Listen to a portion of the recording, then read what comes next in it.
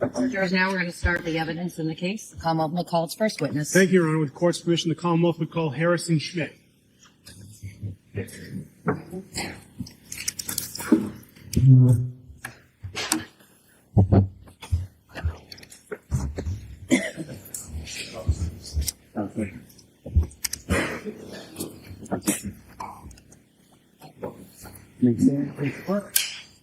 So do you solemnly swear or affirm that the testimony she given the cause now in hearing shall be the truth, the whole truth, and nothing but the truth will help you God? Yes, sir. Thanks, sir. You can be seated. Just right on that slide. And you may proceed. Thank you, Your Honor. Sir, could you state your name and spell your last name for the record? Harrison Schmidt, SCHMIDT. And sir, I'm going to ask if you can keep that microphone a little bit closer to you so it will help amplify. Now, sir, where do you work? Cohasset Police Department. And what is your rank at the Cohasset Police Department? Sergeant. And how long have you been with the Cohasset Police Department?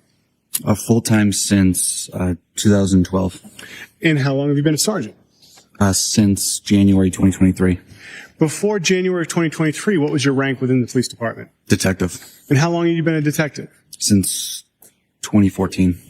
And what were your responsibilities in January of 2023? General investigations.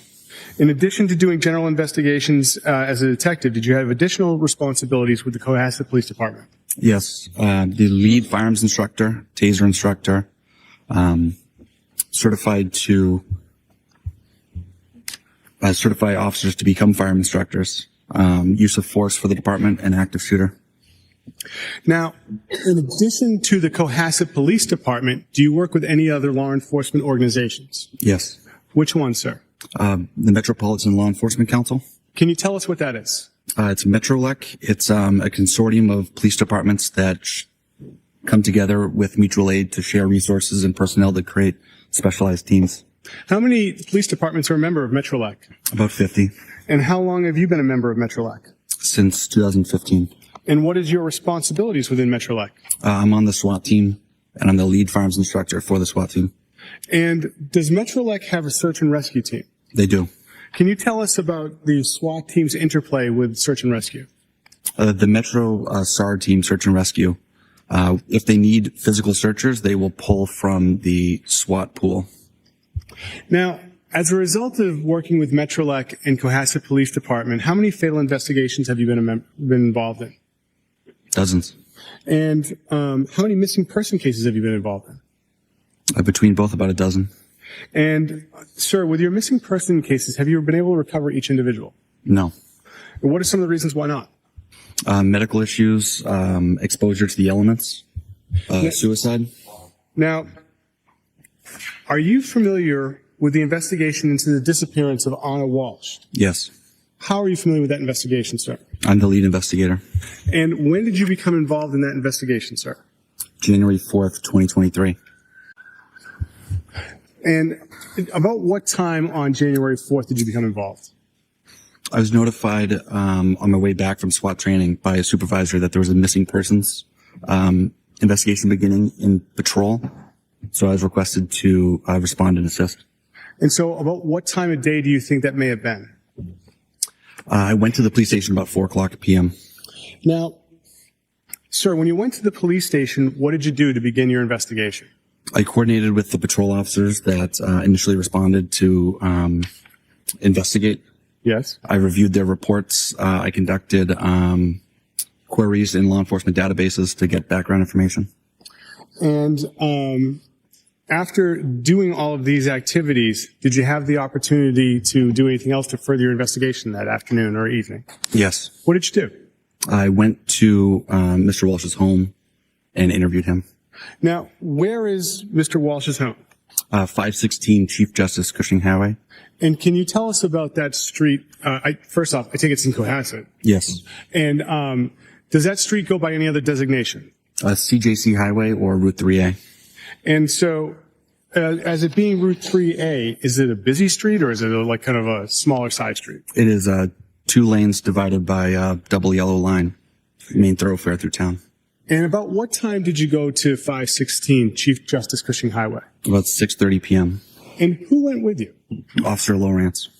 And why did you bring Officer Lorenz? He was the initial patrol responding officer. And so that night when you got to the Walshe residence, can you tell us what happened when you arrived? I was greeted by Mr. Walshe. Okay. And when you were greeted by Mr. Walshe, who else was home at this point in time? His 3 children. And what were the children doing? They were eating McDonald's. And whereabouts?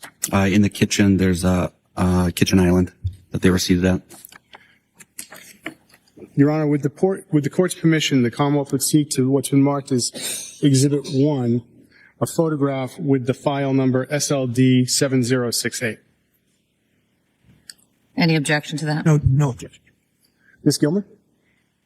Marked and admitted as Exhibit 1. Thank you, Your Honor. Do we want to move them all in? Are there There's no objection. objections to this group? I just want to be as efficient as possible. You want to move them all in? Yes, Your Honor. All right. How many are there? 52, Your Honor. Okay.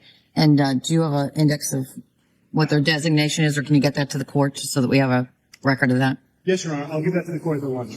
All right. So any objections? I know you've, and by the way, jurors, before a case starts, the parties work together collaboratively to see what evidence they can agree to and what they can't, to limit the rulings. And they've agreed that these 52 photos are fair and accurate representations of what they report. And so the defense is agreeing that those 52 photos offered by the Commonwealth are now marked and admitted into evidence. They will be marked by the appropriate court staff as 1-52. Thank you, Your Honor. No on evidence. Thank you. Now, sir, looking at Exhibit 1, can you tell us what we're looking at? Oh, well, you're going to have a tough time looking at the back. Sir, can you see it? Yes. Excellent. What are we looking at? This is the front of the residence at 516 CJC Highway. Thank you. Now, Ms. Gilman, if we could have Exhibit 2, file number SLD 7067. What is this we're looking at, sir? Still the front of the house, focusing on the right front corner. And at that right front corner, are there any other entrances or egresses to the house? Yes, there's a side door recessed on that little 3-step porch. When you went to the house that night, which door did you go to? That door. And perhaps now's a good time for me to ask you, can you tell me how this house is situated from the street at Chief Justice Cushing Highway? It's set back a long driveway. In front is another house and a used auto car dealership. It's in a wooded area. And that's what's around the house is the wooded area? Correct. Ms. Gilman, could we have Exhibit 3, file number 7175? Sir, what part of the house was this? This is the kitchen. And when you got to the home that evening, where were the children? In those island bar seats. Now, you get to the house. What is it that you do with Mr. Walshe that evening? We sat at the dining room table and conducted an interview. And do you see Mr. Walshe here today? I do. Could you identify him for the court, please? The gentleman seated over there, blue suit, white shirt. Your Honor, if the record may reflect, the witnesses identified the defendant. The record will so reflect. Now, sir, where did the conversation with Mr. Walshe take place? The dining room. Ms. Gilman, can we have Exhibit 4, 7178? What is it that we're looking at here? This is the dining room. And where was Mr. Walshe when you had your conversation with him? Seated in that front right corner towards the camera. And where were you seated? The far seat, the seat that has that black jacket on the back of it. Where was Officer Lorenz? On the window bench. And where were the children while this interview took place? They were in and out of the room. And Ms. Gilman, can we have Exhibit 5, 7177? Sir, what are we looking at here? This is the area in between the dining room table and that kitchen island.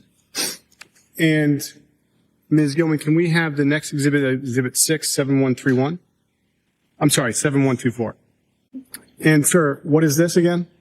This is a closer view of that buffet table. And then when you were there that night, what was in the house as far as pets? A dog. Ms. Gilman, can we have 7131, which I believe is Exhibit now 7? Sir, where is this in the home? If you go in that side door, you're in a hallway. If you take a right, there's a sunken in family room. And is that dog, the one that was home that night? Yes, Hans.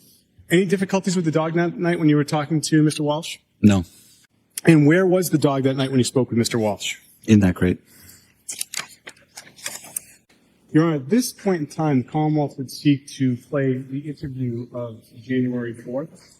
I have not marked as an exhibit yet, but I have it on the will drive. All right. Subject to the objections that have been preserved.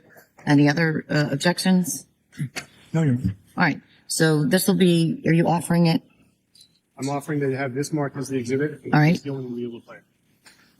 It'll be marked and admitted now into evidence as Exhibit 53. Thank you, Your Honor.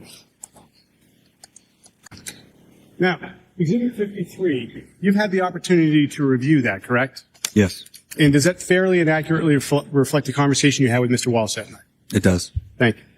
At this point in time, Ms. Gilman, I'd ask if you could press play on Exhibit 53, the interview from January 4th. Okay, the order is on. It is 18:39 on Wednesday, January 4th, 2023. My name is Harrison Schmidt. I'm an executive with Cohasset Police. President Taylor, you have your names. And, sir, Brian. Yeah, Brian Walshe. Brian Walshe, okay. Brian, what's your date of birth? 131, so. Okay, and we're at your home on 516 CJC Road. Yes, it's the right now. Perfect. So could you do me a favor? I know you've explained a lot of this today. Could you just do me a favor and start at the beginning? So, I understand your wife, Ana, she travels a lot for work. She's in DC for this great new job she got. Okay. And we're to follow shortly, but it's taking longer. Awesome. So, starting, most late. She was at work. One second. Yep. It's okay. Can you please let me finish this and I'll get you a meat, please? Yes. Okay, okay, 1 second. Do whatever, we're on your turf, so do whatever you need.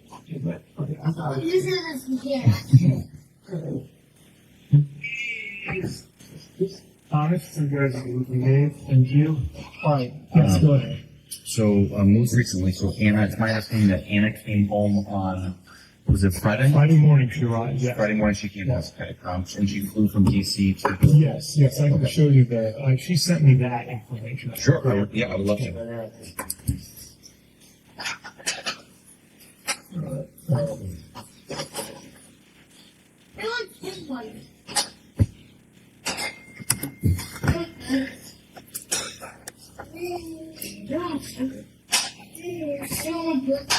You can look up. Yeah, you can look through all of them, but that was the last one she sent me. This is, That's, word text. no, she texted me so I would know when she was coming in. I asked. So this is your text, Yeah, my text here was on it, so you can take a look at that, whatever you want to do. alright, so it looks like on last Thursday at, 7:36 p.m.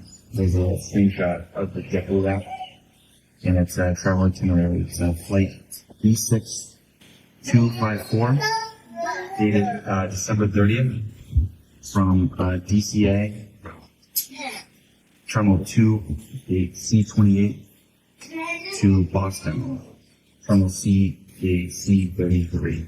So it's departs at 6:30 a.m. Arrives at Boston 7:57 a.m.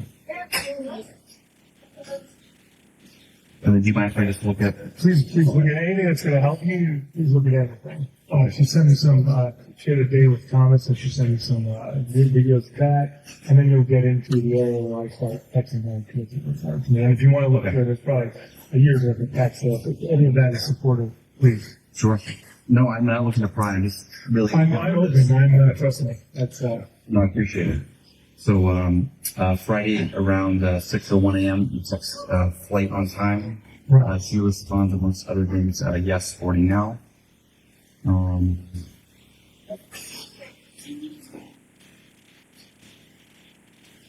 So, okay, Friday 7:59 a.m. landed.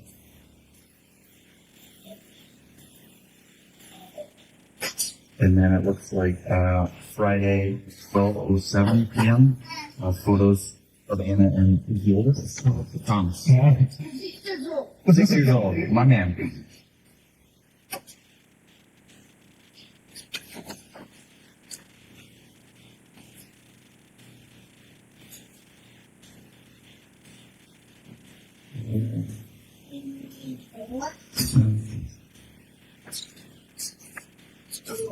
More photos Friday evening.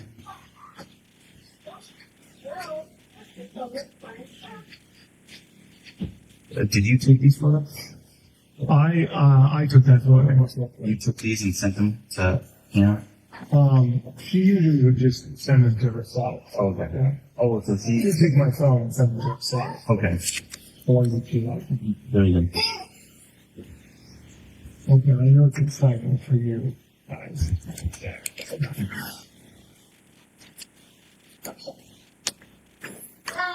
So that was a series of 7 photos sent Friday at 6:33 p.m. And Anna sent this group of photos? I believe so. So I took the photos. A lot of times I take the photos and she takes my phone and sends them to herself. Okay. Monday, 2:33 p.m. A text from you to Anna. Monday, 7:18 p.m. Another text. Yesterday, bring a text. 6:39 a.m. Continuing to 8:30 a.m. Usually she's back in touch with me at this point. Okay. What's Viber? Calling you in Viber now? Viber is what her sister uses. That's how it's like a WhatsApp or something. Oh, okay. So Viber is from a long time ago. She used that to communicate with Europe and stuff like that. So when her SIM card died last week, she called me on Viber. So I thought it was called Viber. Okay. Sister uses it. So I tried every sort of situation I could to get in touch Okay. before going to this other. Sure. Did the SIM card issue ever get resolved? I believe so. Her phone was working when she came here. Okay. It's my understanding that it's a company phone. Yes, yes. Okay. So It's on Verizon, if you know. no, so we're on Verizon. I don't know what the company is on, but I know that she was part of our family plan, and then she just ported the phone over. She brought the number over to their system. She took the phone. Okay. So like that was canceled and moved over. Okay. But I think she took the number as well because we can change numbers. Right. Okay. So she took the family plan number And And phone. to work, and then work to start paying for it. Yeah, basically. Okay. Yeah. Excellent. I guess they call it porting it over. For yep, when one carrier picks up the other carrier. Yeah, but I think they don't use Verizon. Okay. T-Mobile. Okay. Okay, so she flies in. I see the text around 7 a.m. How does she get from the airport to home? Yeah, she always Uber or Lyft. It's Uber or Lyft. Yeah, Okay. and Uber was one and Lyft would be two. Okay. And then so she gets dropped off. Yeah. Yeah, she usually they drop her off further down because no one can find the place. So, but that's pretty much. Sure. So That's why I was in contact. When she's arriving, there's more contact than when she's going to DC. Normally, like off pretty quickly. Yeah, Work, right. work, right. So if it had just been reversed, it would have been a totally different situation. But I'm hoping that I would have known what was going on. Sure. She's supposed to be here, so. sure. Okay. So she comes home Friday morning. Yes. Do you guys do anything together, or what are you doing? What? Yeah, so Try to make through the weekend. If you don't. yeah, it was a pleasure. I had some when she was running late, so I took William and Brian to kinder care. It's where the daycare where I picked them up from. Yep. And Thomas was off, so I said we'd like to have a day with Thomas. I was going to go hopefully Thomas. I just am going to do a few errands that I've already scheduled for. And then she was having a good time, and then I came back, and then we spent the rest of the day with the evening with the kids, and then we hung out. Okay. And then she was a bit tired when she came, so she wasn't feeling well.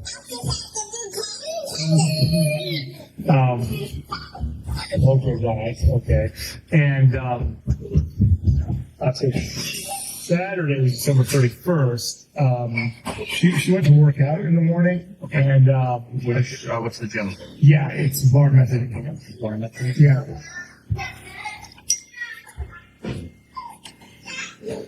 Okay. She went to Glossy Nails to have her nails done for the new year. Is that also an angle? I believe so, yes. Go back to Friday. Do you rent this thing in the house? Or Yes, that's it, you yeah. didn't No, we didn't. No, we were just taking the house. So you rent in there, Yeah. and then you just hung it out. Yeah, then with the kids, doing that. So then she hit farm at in the morning Yes. Saturday. Yes. And then Glossy Nails. Yes, and that was the last time I used my phone to say, they're okay. Yeah. And she said, yeah, I just decided to get my nails done. I was like, okay, great. Oh, thank you. Okay. Oh. And then she said, then she came over and said, hey, I'm going to take the kids. I'll give you a break. I'm going to take the kids to a place in Canada, the Wonderland over there. It's an indoor place. Okay. And then when my son took my phone up to his room. Okay. Sorry. Okay. Sorry, I'm gonna do Oh, thank you. Okay. Can you make a movie? Can you organize movies for us? Thank you so much. This guy's mesmerized by you. So what happened was I was like, that would be great. So I get ready because we're making dinner for her former boss, Jen. Okay. And she hadn't seen him face to face for a while. So I said, I got some time alone to prepare dinner, get everything together, and she took the Jim. Yeah. A lot of people call him Jim. He's been on the phone with me 5 times today as well. So he came over, and then we had Dinner here? yeah, we had dinner here. Yeah, we had dinner here. We celebrated the New Year, and then signed the bottles. She signed 23 things, the best year ever. And then I'm working on it. 1, 2, 1, 2, 1, 2. There you go. Okay. Okay. See, that's how it happens. At that time, I didn't have access to my phone. Okay. So, sorry, he does that a lot. I apologize. He's not. The kids had a phone, right? Yeah, so William, the excited one, took it up to his room. I didn't know it was there, but I knew it was going to turn up. We have a lot of worry that it's going to be thrown out. She had thrown out my wife's family a while ago. That's the age of the kids, but they have a tendency to throw stuff away. Yeah. So then she's been on the phone a lot. Or texting with work, and she mentioned with Jem that she was worried about work and things like that. Okay. And I was like, all right. She was scheduled to leave Tuesday morning early. And then she said that there was an emergency at work, one of the buildings, and that she had to leave early in the morning. Sunday morning. And I was like, okay, normally I would have been like, that's ridiculous, but she worked up until 7 p.m. on December 24th in another building in D.C. Okay. So I thought, all right, this is, we're going to be together soon enough as a family. We make this decision together. So, do you know what kind of issue arose? she didn't explain it to me. Some kind of But there was one of the buildings had a bunch of leaks. Another building, the FBI raided at one point. Another building, there was a disgruntled tenant. And so she was dealing with all of that. She's the regional manager there. So I didn't know because I didn't want. I was like, all right, well, whatever else to be done. And then she said, hey, I'm going to have time off for Martin Luther King Day. I can be here for 4, maybe 5 days. And I was like, well, that's great. That's great news. And then she only brings her bag. Her carry bag's normally a Louis Vuitton bag, Okay. and she didn't bring. She just brings a little bit of stuff. She's got a bunch of stuff in her displays, or she just goes buys it. And then what happened? Then she woke me up around 6 and said she was going. She came down. I guess Thomas heard her and came down, and she said, I have to go. And he said, I love you very much. And she said, I love you very much. And then he said, said that she left without a taxi, but I don't think he saw it because it was further down. But if you want to talk to him, but he said it was a taxi, and I was like, he described the car. He's like, well, I really didn't see it, Dad. So I was like, okay. So he was coming down to get, I think, Maybe Anna said taxi. maybe she's my driver, but I know that she was not driving. There's no way she was driving a vehicle. There's like zero possibility of that. Okay. When was she originally scheduled to fly out? Well, it was Tuesday at probably 8:30 or 8 or the early flight that she takes. What was I going to say? I never got the confirmation for that. Okay. But she usually just sends me her arrival because that's the most important for us once she's with the kids and everything and scheduling. Right. So. Okay. Does he particularly travel on JetBlue? Yeah, she got a JetBlue credit card that gave her 80,000 points, and she doesn't like getting new credit cards, but she was like, well, we're doing this a lot. So she had gotten that. I have no access to that. She just got it, but she also started to use it more because she needed to spend a certain amount of money to get the points. So that changed our whole dynamic over the last month. Yep, that makes sense. So, she's been flying JetBlue lately. Is it a particular airport that she's going to as well? Yeah, I mean, it's JetBlue or American Airlines. American Airlines is second. Okay. This is Jeff. You guys don't want to talk to him. Gotcha. So JetBlue number 1, American Airlines number 2. That's all I know. I don't think she ever took anything else. And someone said maybe she took a connecting flight. She never took a connecting flight. Even once in the summer where they had the thunderstorms, but she spent 8 hours at the airport. She didn't even consider, like, well, I just go get stuck somewhere. It's not DC or Boston, so it's no good. So I don't think that happened at all. I can't imagine that. And then it was always DCA and it was always Logan. It was never, she never went to national or anything like that. Okay. So what? You heard this from William as to the whole taxi mention? Thomas, this is a 6-year-old, yeah. No, William doesn't have it. Yeah, well, for this time. Yeah, William's story would be much more fantastic. Why do you think Thomas was up? He gets up early, and he's always watching. I let him sleep with his iPad, so he wakes up and starts doing that. And then I guess, anytime he hears action downstairs, like during when we were having the dinner and celebrating, he came down to celebrate Jam. So anytime he hears something, he comes down. So he must have heard his mother, and he was like, "Oh, great, I'm awake," so he came down. Okay. Because when he was on the couch, I came down and said, "I'm sorry, Mommy, I had to leave early." Yep. And he said, "I already know that, Daddy." I said, "Goodbye." Okay. Okay, that makes sense. Yeah. And I was like, okay, because he was on the couch earlier than normal he had been off the whole week, so he had a lot of rest. So Okay. So going back to New Year's Eve. Yeah. So it's you, Anna, And the Jen. boys, and Jen. yeah, well, the boys we put them to bed. Jen didn't get here till 8. Okay. And Anna They're all in took bed. them. Yeah, Anna took them to that indoor play. So totally. Is it Wonderland?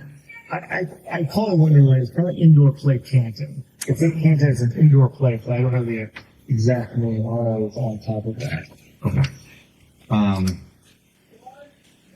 So it's you, Jen, and Anna Anna, and then doing the dinner. yeah, then Thomas came Okay. and hung out, and we heard it was going, and I finally went to bed. Okay. So how did the night progress? How late did Jen stay over? Yeah, Jem stayed till almost 1 or so, like after midnight at our age with kids. We're like, okay, it's past our bedtime. When you're younger, you're like, hey, what's that? I was in bed at 10:30. Yeah, right. There you go. So, and that's when during that time, Anna was dealing with her phone a lot, and she'd gotten a message from Della, who I spoke to today, who was like, "Hey, you didn't see me before you left," and so he was upset. And then she was seeming, I don't know, like she seemed like the last couple of weeks she seemed like under pressure at her job. But she mentioned even Jem spoke about today. There were a lot of things she didn't like doing or she's not good at. So that seemed to be on her mind. She spoke to me a few days before saying she wanted to see a psychiatrist. And I was like, yeah, we're apart. It's been difficult for all of us. I've seen a therapist, like I told you today, last 35 years. So anything that would support you is fine. And then, but I mean, I always make fun of her, my super sturdy woman. So it seems like she's invincible. And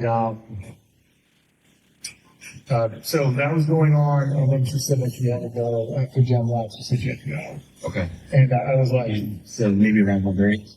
yeah, maybe before, like, after 1:30. Okay. And then, cause she was like, we're gonna go back. And I was like, what's this? She's like, Brian, I really have to go back. And that's what she told me. And I was like, what's like, that seems odd, but I get what's going on. She was supposed to be here the whole week. Right. But she didn't go Friday because she was just too much work that she was trying to keep up with. So the schedule has, hi, thank you. thank you. But the schedule has been like that, for the past few months, like where she's been having to cut back on family time, and it's been difficult for all of us, definitely. Sure. When exactly did she, how many months ago did she start the job, or when did the whole new arrangement? Yeah, it's been a while. We've been here for 9 months almost. We were just here for 3 months, and then things took longer. Okay, thank you. Okay, and then at first, it was supposed to be in Boston, the job. Yeah. And she worked at the Boston property. And then that wasn't working out. And then she moved to DC. And then I was like, all right, well, we'll do this. It shouldn't take long. And then, things progressed. So that was not the best. Okay. I can imagine that's gotta be tough. Yeah. But, the only problem we had in our marriage was that we weren't spending time together. That was like, during the pandemic, while we were divorced, we enjoyed family time. Yeah, everybody loves it. Yeah. Sure. Okay, so what's the time frame? So, Jen leaves between 1 and 1:30? No, Jim leaves at like 1, let's say 12:15, 1 o'clock. Because I remember looking at the clock, it was close to 1. Okay. And then Ana and I were talking, and then I went to the bathroom, and she said, I have to let's go to bed. And I said, sure. And then I was like, let me clean up. And that's when she said that she had to go. She's like, I really have to go tomorrow. Okay. And she made mention that she might have to leave early. Yep. Early on Saturday. Then she confirmed it. But she always was like, hey, I'm going to be there early. I'm going to stay longer. And she's like, I can't do it. So I think maybe I was putting a lot of pressure on her for more family time. And she was having a hard time. That's understandable. Yeah. Yeah, that's understandable. All right, so you think by 1:30 you both were upstairs and going to bed? Yeah, absolutely. We both sleeping. Okay, and then she was to catch a early flight. Early flight. Yeah, so she only got, this is why she's always been tired. She wasn't feeling well on Friday to begin with, and she was very ill the week before. I want to say, because I got sick too. The kids got sick, and I got sick, and everyone got sick. Yeah, so everyone's sick a lot. So, but I want to say on February 27th, she worked from home. She was so sick, which is very rare. Okay. So, but she was feeling better, but I noticed a difference there, and then she probably got 2.5 or 3 hours of sleep. Okay. And then she gets up and you hear her like in the bathroom getting ready. Yep. And then it must have been 6. I didn't see the clock, but it was dark outside still. So. Okay. And that's when she came down. And then she does the final cleans up and stuff like that. Okay. Did you sleep through that whole morning routine? Yes, I did. Yeah, I used to get up and she was like, "You're gonna be ruined." When you got up, so I was like, "You're right." But she comes and kisses me in. Okay. Okay. And then, and have you heard any other communication or seen any other, social media? Yes, she has a bunch of social media. People have already been looking into it. Yep. I guess her iMessenger comes up on my phone for some reason. Okay. So people have been sending messages, and I think they're for me, but they're for Ana. Okay.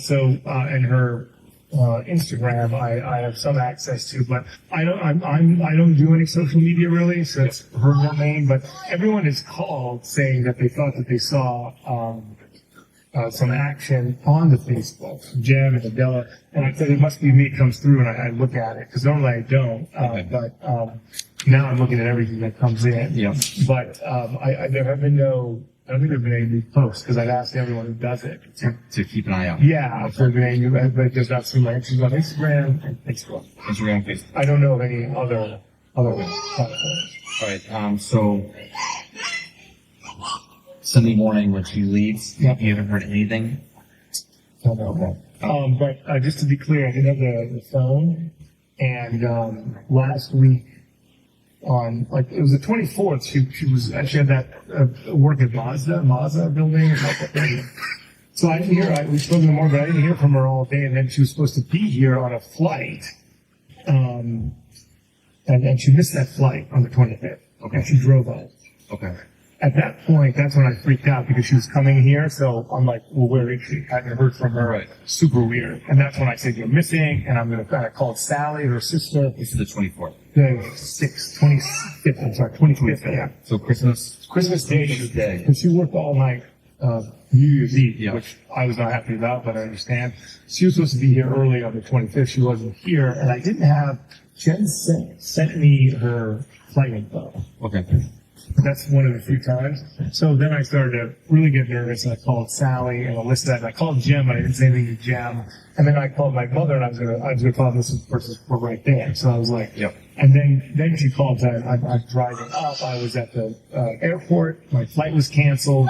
I was busy. I couldn't get in touch with you. Okay. And I was like, okay. So this time around, it was a bit different. She's going to DC now. And I didn't have the phone, so I just emailed her saying, "Hope everything's okay, and all that's fine." So, Where was your phone on Sunday? so Saturday at 11 a.m., we took it, put it up in his bed. It was under, Thomas found it under his pillow on Monday at that 2:30 time when I got in touch with her. Okay. But I emailed her twice before that, but I was like, you know what, it's fine. I don't want to. It seems like the first every time my wife needs 5 minutes. So, and then I started getting nervous, and then on Tuesday I started to call around, and I remember her telling me, "Hey, don't call work. Don't embarrass me at work, Brian." And I was like, Right. "Sure." So I called Sally and everyone, and then I was like, and then this morning that's when I was like, I have to. And We're going on another day. yeah. So that was Wednesday. Today's Wednesday, right? Yes. Okay, sorry, I lost. And then this morning, that's when I started calling everyone. Okay. And then the chicken slice we got back to me too. I left a message at the off-site sales. I said, "Can you please say Brian Walshe called another building that we pick up?" And I was called her boss, Jeff Chog. I didn't have his number, but I was looking for it. Yeah. And then it was Graham that called me. And so I was okay. And I said, "I don't know. Is she at work?" And he said, "I didn't see her yesterday." Okay. And that's when things kind of moved a lot quicker. Okay. All right. Very good. That all sounds reasonable. Has she ever forgotten her phone or left her phone here before? She's never left her phone here. I mean, she's pretty good. It has happened. Yeah. It has happened, but I don't think she's ever left her phone here. Okay. Does she ever turn the phone off or put it on vibrate or anything like that, or does she always keep the ringer on? No, she definitely turns it on in the evening we have to. So Is she on call at times where she would always keep her phone on, or is she okay to just shut it off at night? she would turn on the side. She never turns the phone off though. Okay. So the phone is almost always on. I mean, a lot of times she's running out of battery. That was me my next Yeah. question. Is she one of the types that's always looking at her phone charger? Yeah, no, we have also the kids are destroying them all the time, and so here at the house, she's always looking for juice for the phone. Okay. Is anything else come to mind that we should be aware of? I mean, I talked to my wife. Even though we've been doing this for a while and we haven't had that, I talk to her a lot, and even if she can't talk, she sends me a text saying I'll call you right back or something. I mean, it's very rare. It's one or two times that I didn't hear from her, and then I freaked out, and then she's like, "You need to take it easy. I mean, it's too much pressure, Brian." I said, "Sure, of course, I understand." Right. And now this time, I feel like it's not high pressure enough. I should, done something more. So my mother is always calling and she's like, "What's going on?" She was high crime investigators and stuff like that. So I was like, "Can we?" So the detectives, they're coming. The gentleman at she was fired as a head of global security. So Okay. I think we're in good spot here. Yeah. Do you have like shared or access to her Uber or Lyft accounts? Or No. does she run her own? Yeah, I don't use any of that stuff. Yeah, I'm driving around, and I never did. It worked out when I was single. My friends would pay for all the Ubers, but Ana was always ahead with the tech and things like that. And since she was, I never did anything to learn about it because I didn't have to. So it's Right. Does she have any family here stateside, or is it me and the boys. That's it. And then her sister is in Toronto. I told her sister you guys are coming, and that she's available to talk. Everyone's available to talk wherever you want to ask. Okay, perfect. Appreciate that. So she got a sister in Canada. Where's Anna's mother? Okay, so Anna's mother's in Belgrade, and Anna was just there. Her mother has been sick. She's here, and then she got back to Belgrade. So she went up. She was going to the hospital to do some work. So she and her sister were both there to support her mother Okay. at the end of November, beginning of December. Okay, so not too long. But No. That's Serbia. Yes, Okay. so, Okay. and Sally, her sister, called and let her mother know what was happening. Okay. So So any other siblings? it's basically just the three of them. It's her and Sally and Malaka as her mother. Okay. No brother or anything? No. Okay. Any like half siblings or anything on the father's side? There's someone, his name is Milan. He is cousin that they share land with, that they've been in a dispute with for, 30 years or 20 years. Okay. And I've been going back and forth for our entire marriage. They had a deal. It just fell apart. They went up to deal with that as well. Okay. Yes, but Sally and Anna do not get along with Milan at all. Okay. But he's It's kind of a tumultuous relationship. there. And there's activity related to that as recent as early December. Yeah, they had to go deal with the lawyers, and they had a contract that was signed 5 years ago, but they had to, cancel it. Okay. It's like a land dispute. It's a huge land dispute, yeah. Okay. Did you have any other best friends? I know you mentioned Jim, which was an old. Jem is, there's a girl named Carrie Westbrook. Carrie Westbrook. She's a very good friend of ours. They both work at Little Washington. Jem Annabella called to say that she posted something about it's been 10 years or 13 years, and Anna would normally always say something. Okay, thank you. What did they work for? At the Inn at Little Washington. That was Anna's, I think Anna's one of Anna's first jobs when she was young. Okay.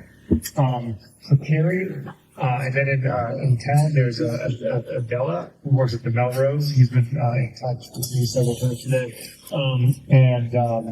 There's a neighbor. She made good friends with the neighbor. I don't know who the neighbor is though. That's Winter is her name, but I don't have any numbers. And she's been spoken about with that for several months, which is, I guess now I figured out who's on.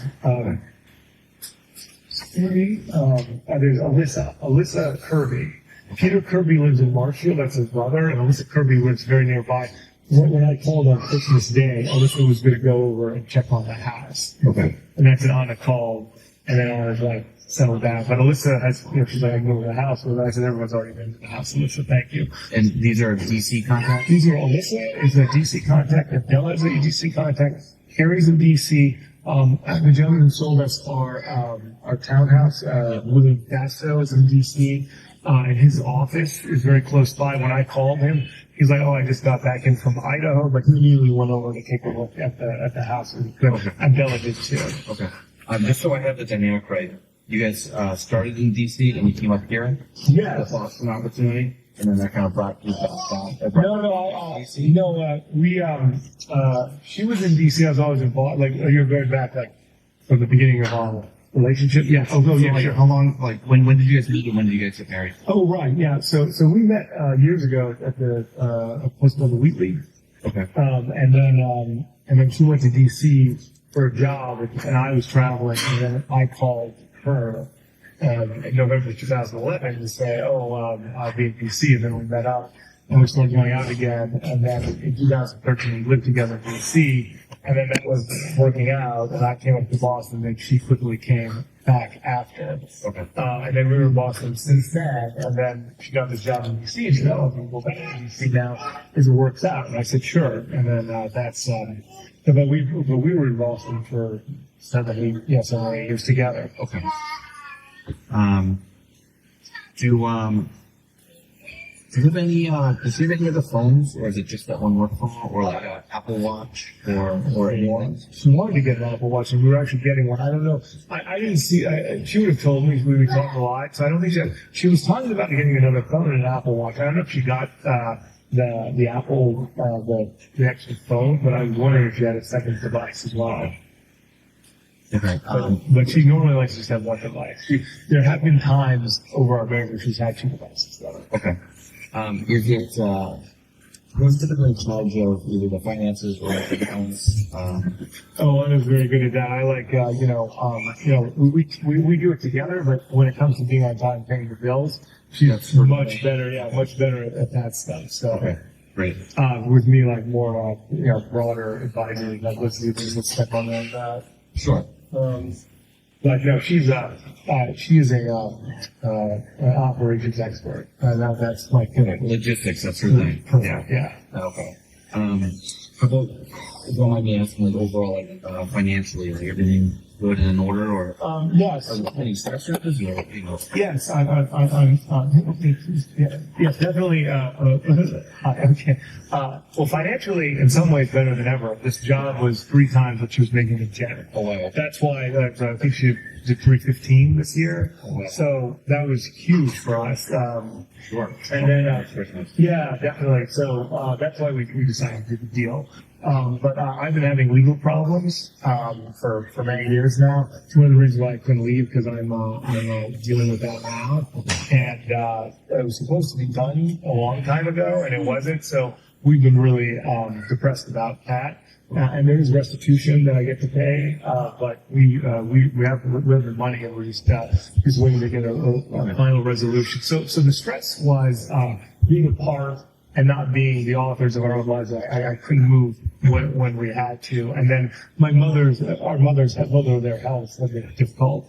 So she had to go to Belgrade instead of coming here for 2 weeks. Right. And that was a hard hit. And then my mother, she needs a lot of assistance. She's had cataracts, and she's had 3 cancer surgeries. So I'm sorry. no, she's doing well. So thank you. Good. Knock on wood. Yeah. Those were everything okay, Thomas? Okay. Maybe this is a little like that, but yes, the biggest stress is not being together. Before, when I was dealing with it, we were together. It was fun.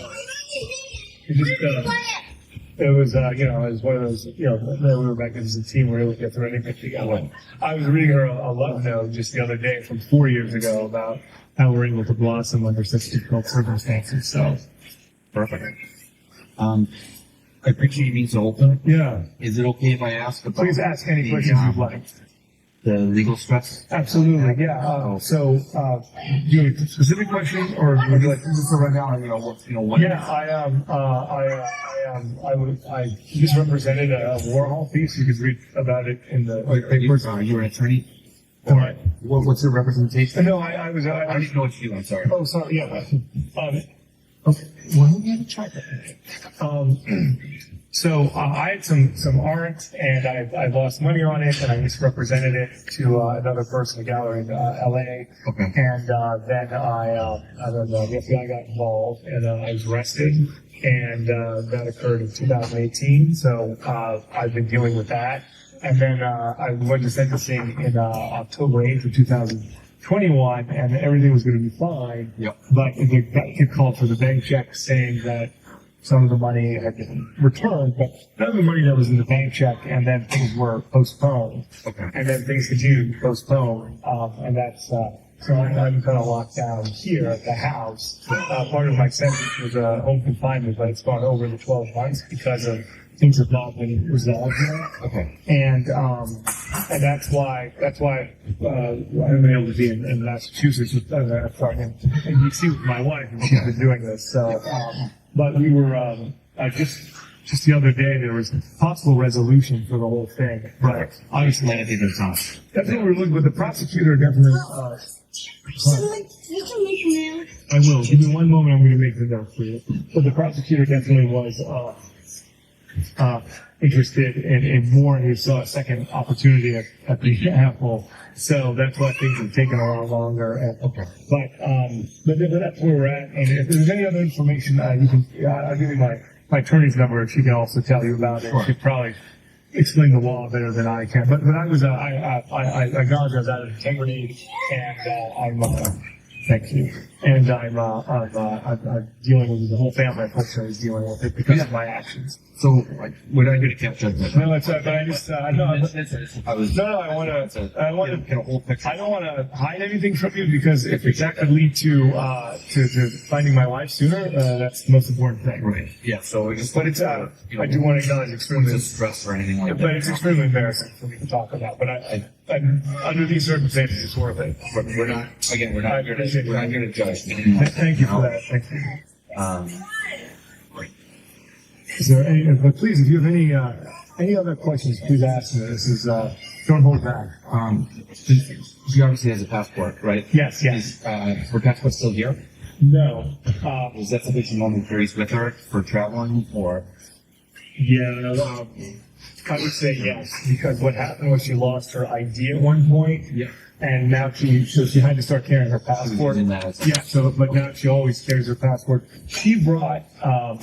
William does not have a passport. Carlos and Brian do. Okay. And when I got nervous about not seeing her and stuff, I was like, hey, whoever is with the kids should have their passports. It's the only form of ID. Also, my mother wanted to open up an account for Thomas, and so the only way to identify him properly. Sure. So she brought those passports here, and we're here now. Okay. Is she on any medications?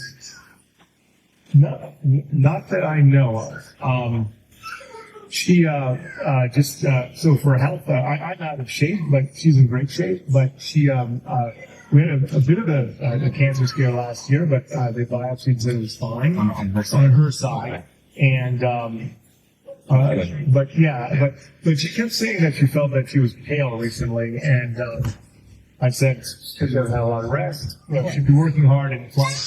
Okay, and flying in, and then when she gets here, it's not restful. The kids are like, so I would give her some weekends off and say, hey, stay in DC, I'll take care of the kids, and because she's here the whole weekend and leaves early in the morning. And then now her work schedule is really, when she got back, her work schedule really got very tight because she takes 2 weeks off. Okay. So we really didn't have any time for the holidays or anniversaries. Sure. So, you're not aware of any medications. Any other health issues or anything come up? Going biopsy? No, nothing. I mean, it's very unlikely that she would hide something from me. Right. We really talk about everything. No, I can't think of that there'd be anything else. Okay. Luggage wise, she probably has a full set of clothes in DC. Oh yeah, most of my clothing's in DC too. So the idea she thought it was going to take a month or two, but it's taking a lot longer. So we had to buy stuff just to like everything. We keep having to buy new stuff. Up here. Okay. So I assume she travels light.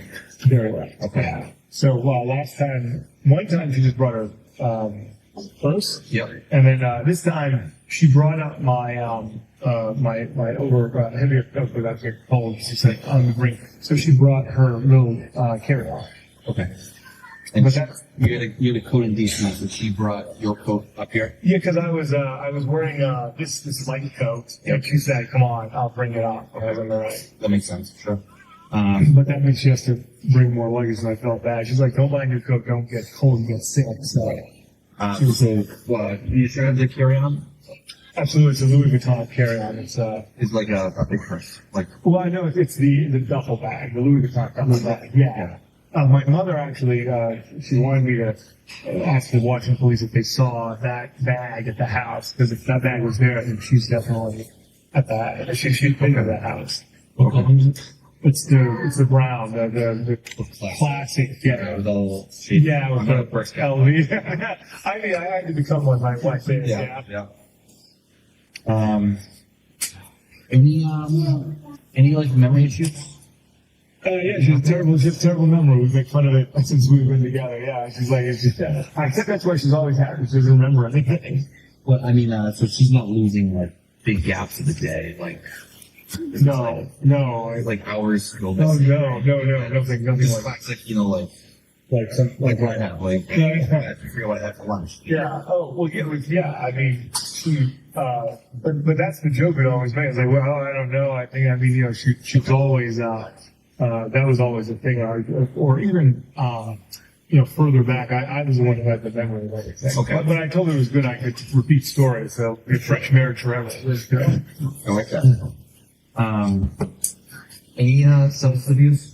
No, actually, Anna basically drank nothing when she met me. She started to drink more. Okay. And then we both, with the kids and stuff, pretty much shut it down. But New Year's Eve, we did have some champagne and stuff like that. Yeah. Completely reasonable. But no, Anna's they're totally straight out always. Do you have any sort of like family tracking on the apps? Like on my phone? I don't. Anything like that? So my mother just bought AirTags for us, and Anna picked it up on Saturday. And I have one. I said, "Yeah, one of these is for you." Sure. But because things went so, those are sunglasses. What do you think? You forgot them? Okay. All right. But because she left early, we were going to do a lot of work for the New Year and stuff, and then she was going to be having an AirTag with her. Okay. My mother was like, I'm going to have an AirTag. You know? Yep. But they're right on my desk, all wrapped up and everything. And she's the one that like launches all of it. She's the one that puts stuff together. So Yeah. So, and I would always just say, oh, then we'll wait till you come back. I was always waiting for her to come save us. Four guys over here. That's what happened. Yeah. Okay. Thank you. Okay, I should take these. Oh, no. Those look expensive. Yeah. Your mother's gonna get upset. Okay. Don't break them. Okay. All right. Nobody else. Where did he find those? I don't know. They must have been over here or something like that. I didn't notice. I just noticed them. Okay. No swearing. Sorry for that. I thought you were saying truck for a while. I heard truck. I'm on his side. I heard truck. Okay. Good. Thanks. Did she bring the big duffel bag back with her? Have you seen it I yet? know we haven't. So when you asked me what she might be wearing, her black coat, but it's a small coat. Yep. The hunter boots were gone. Blue and gray. The duffel bag, and then the purse that she brought. Okay. A black purse, probably. Okay. Do you have any cameras at the house? Not this one. Ring doorbell. No. Rental. Yeah, no, we don't have any here. The landlord or property owner or anything? I don't think so. I haven't called Peter yet. I've been calling a lot of people, but I've been ready to go to the next level again. But I don't think he's got. He might have something down by the garage. He might have some stuff down there. Sure. But I don't think he's got anything on. I haven't seen any ring doorbells anywhere. Okay. Any cameras at the townhouse in DC? There's she installed. We had the door. What's the not ring, but what's the other one? Not our blink. Yeah. There's a lot of them now. Arlo. What's the one that has the thermostat too? Nest. The Nest. I think it was a Nest camera.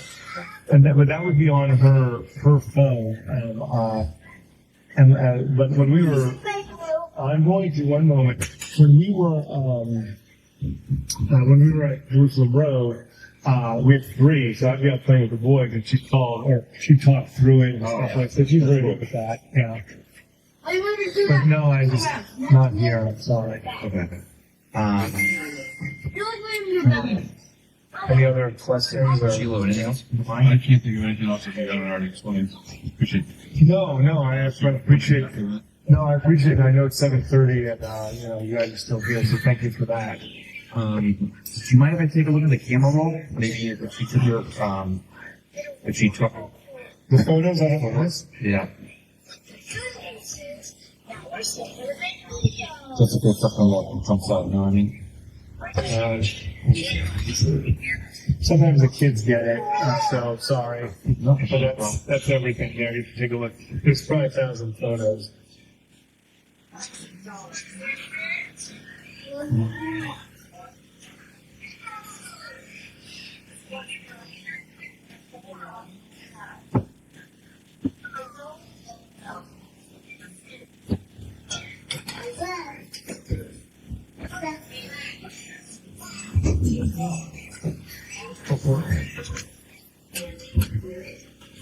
Glasses back, please. White glasses, please. Oh, okay. Is that be okay if I'm around? Yep. That's fine. This is gonna happen, guys. Yeah. I always make the joke. I'm going to make it extra happy for you guys. Yes, Thomas. Okay, well, please tell him not to. That's not. William, please. Oh, no. I would like to say I don't know where to learn that from, but I'm pretty sure it was me. You're thinking that that's your brother's. You're going to get very upset. Thank you. Can I have the glasses back, please? No. Okay.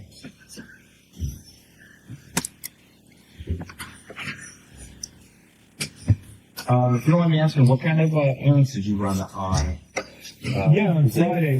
Yeah, basically, I just went down to see a friend of mine, Paul Fleming. We hadn't seen each other in a while, and then brought back some of the stuff for New Year's meal and things like that.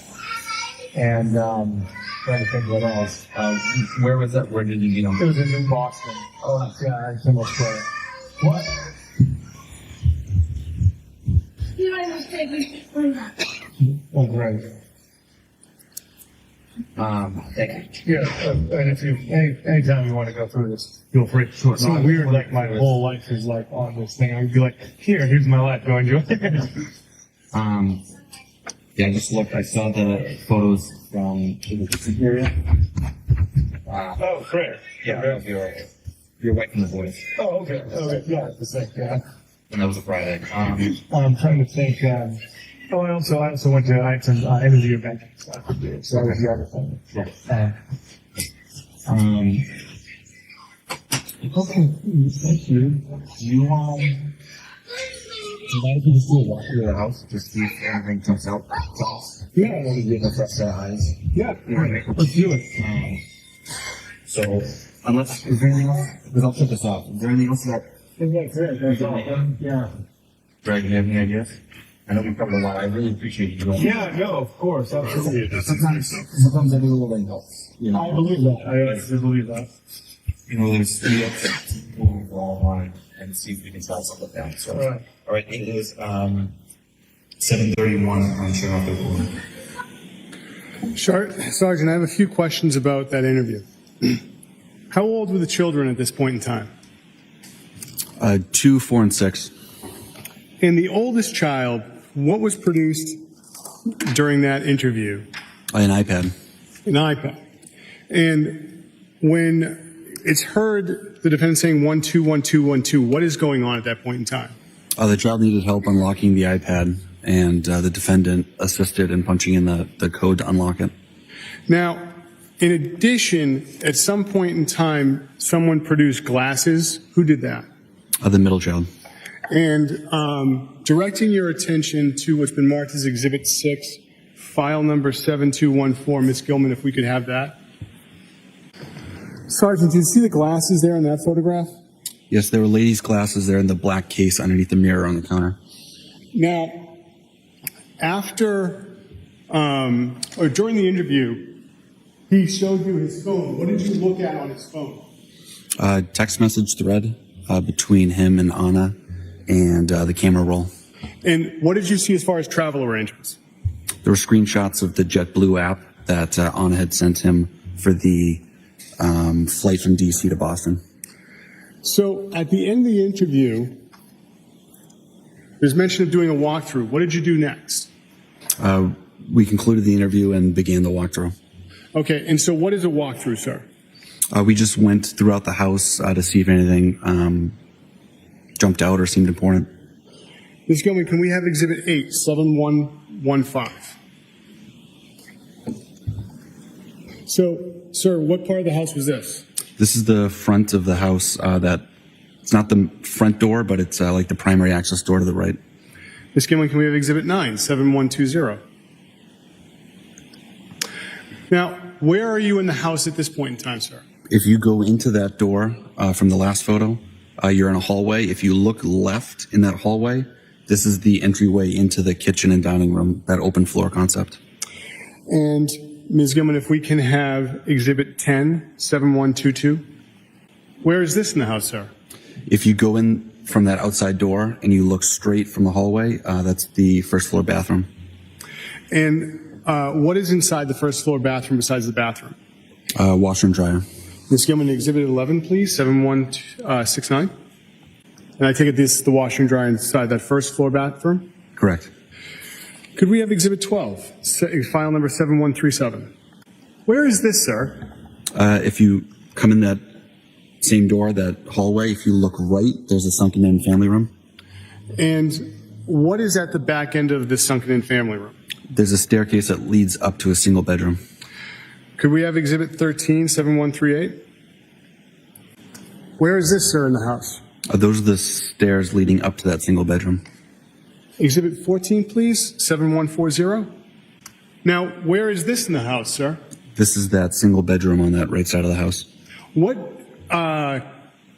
access does this bedroom have to the rest of the house besides going down those stairs to the sunken living room? None. Could we have the next exhibit, which is Exhibit 15, 7141? And where is this, sir? This is that same bedroom. Could we have Exhibit 16, 7152? What part of the home is this?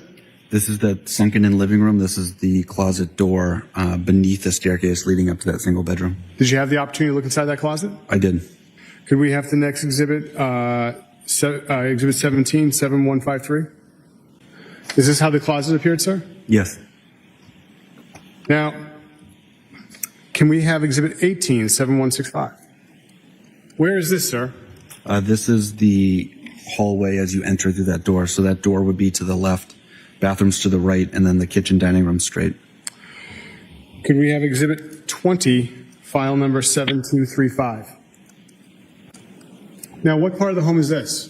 That door on the left is the front door. So this is, if you're looking away from the dining room, you'd be looking at the stairs upstairs to the main part of the house, and the living room straight ahead. What's at the far end of the living room? A fireplace and a TV. And if we could have the next exhibit 21, 7236. Where is this, sir? That's a close-up look of the living room with the TV, the fireplace, and the bureau. Exhibit 22, please, Ms. Gilman, file number 7237. What part of the home is this now? Still right in the living room. It's the stairs leading upstairs to the main part of the second floor of the house, a view into the kitchen and the backyard. Now, are there any other rooms by the kitchen?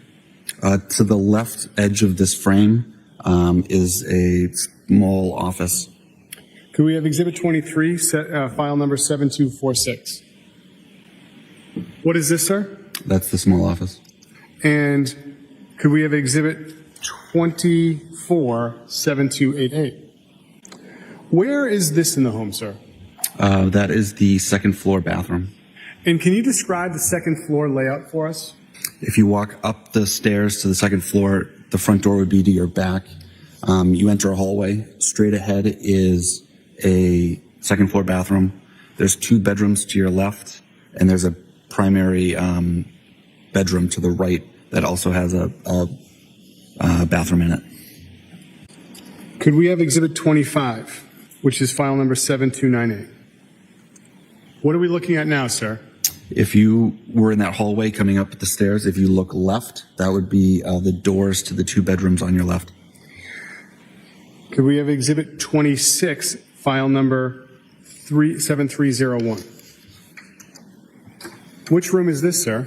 This is the front left bedroom on the second floor.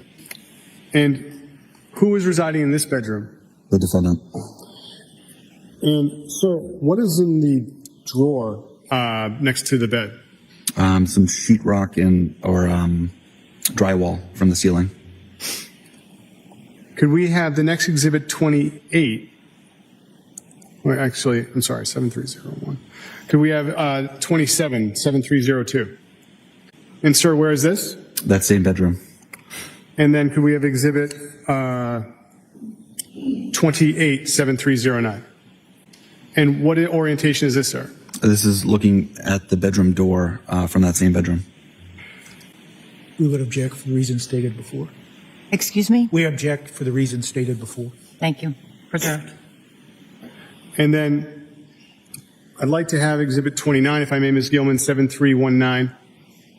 What is this, sir? A hole in the ceiling in that bedroom. Now, what is above the ceiling in that home? An attic. Did you go into the attic that night? No. Now, can we have exhibit 30, 7320? What room is this, sir? This is the second bedroom to the left in that hallway. And could we have exhibit 31, 7321? What is this, sir? That same bedroom. And who was residing in this bedroom? The middle child. And who was residing in the bedroom that was by the sunken living room? The eldest child. Could we have exhibit 32, 7259? What room is this, sir? This is the bedroom to the right, the primary bedroom. And with this primary bedroom, what was it attached to as far as a bathroom? There was an attached bathroom. Could we have exhibit 33, 7269? What is this, sir? That's the attached bathroom. And could we have exhibit 34, 7335? What's this, sir? If you're standing in the kitchen, looking towards the front of the house, this is the basement door. And what was on this door as far as child safety locks? Up top was like a child safety device. Can we have exhibit 35, 7336? Where is this, sir?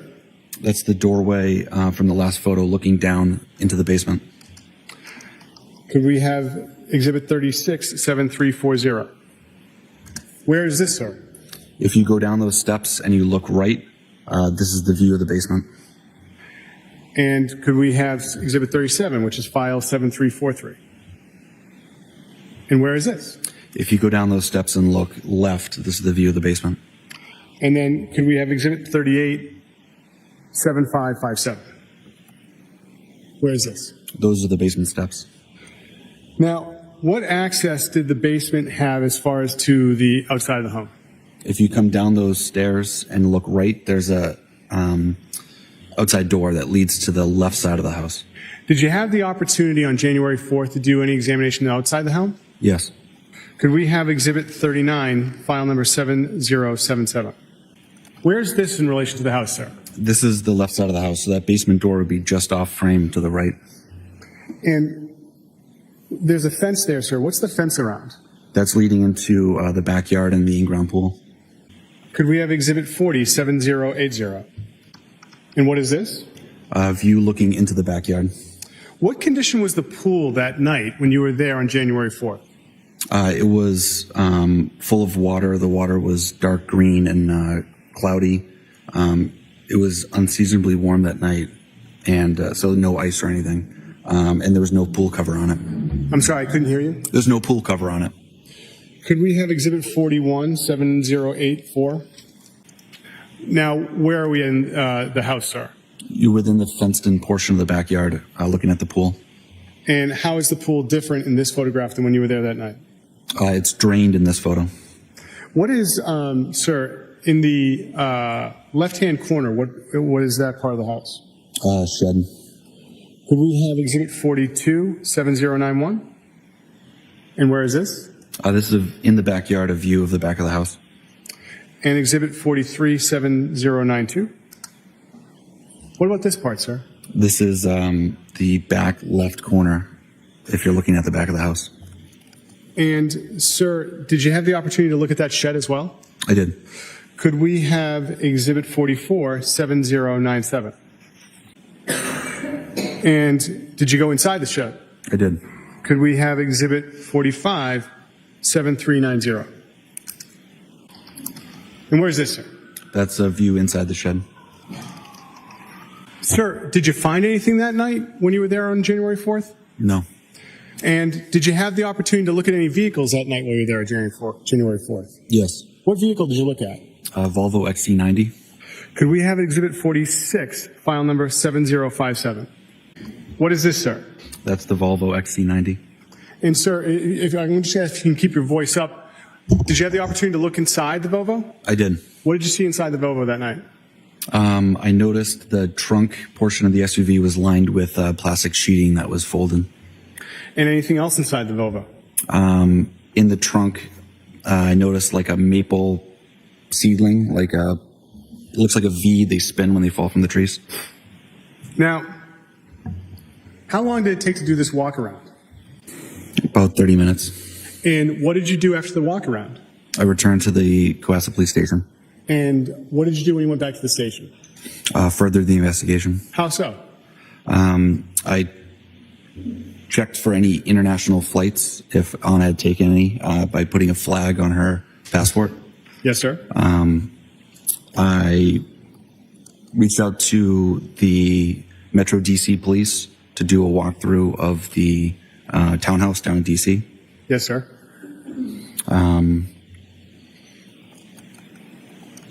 And I called Ana's sister. Now, after doing those things, did you ever have the opportunity to return back to 516 Chief Justice Cushing Highway? Yes, that evening. And why'd you return back to the home? I brought the fire department back to the house to investigate the pool. And so, how did you do that, sir? The fire department brought high-powered floodlights and a pike pole to scrape the pool to see if there's anything inside. And what did you see happen when they did that? They found a pool skimmer at the bottom, and then they used that pool skimmer, because it was wider than the pike pole, to scrape the bottom of the pool. And was anything recovered? No.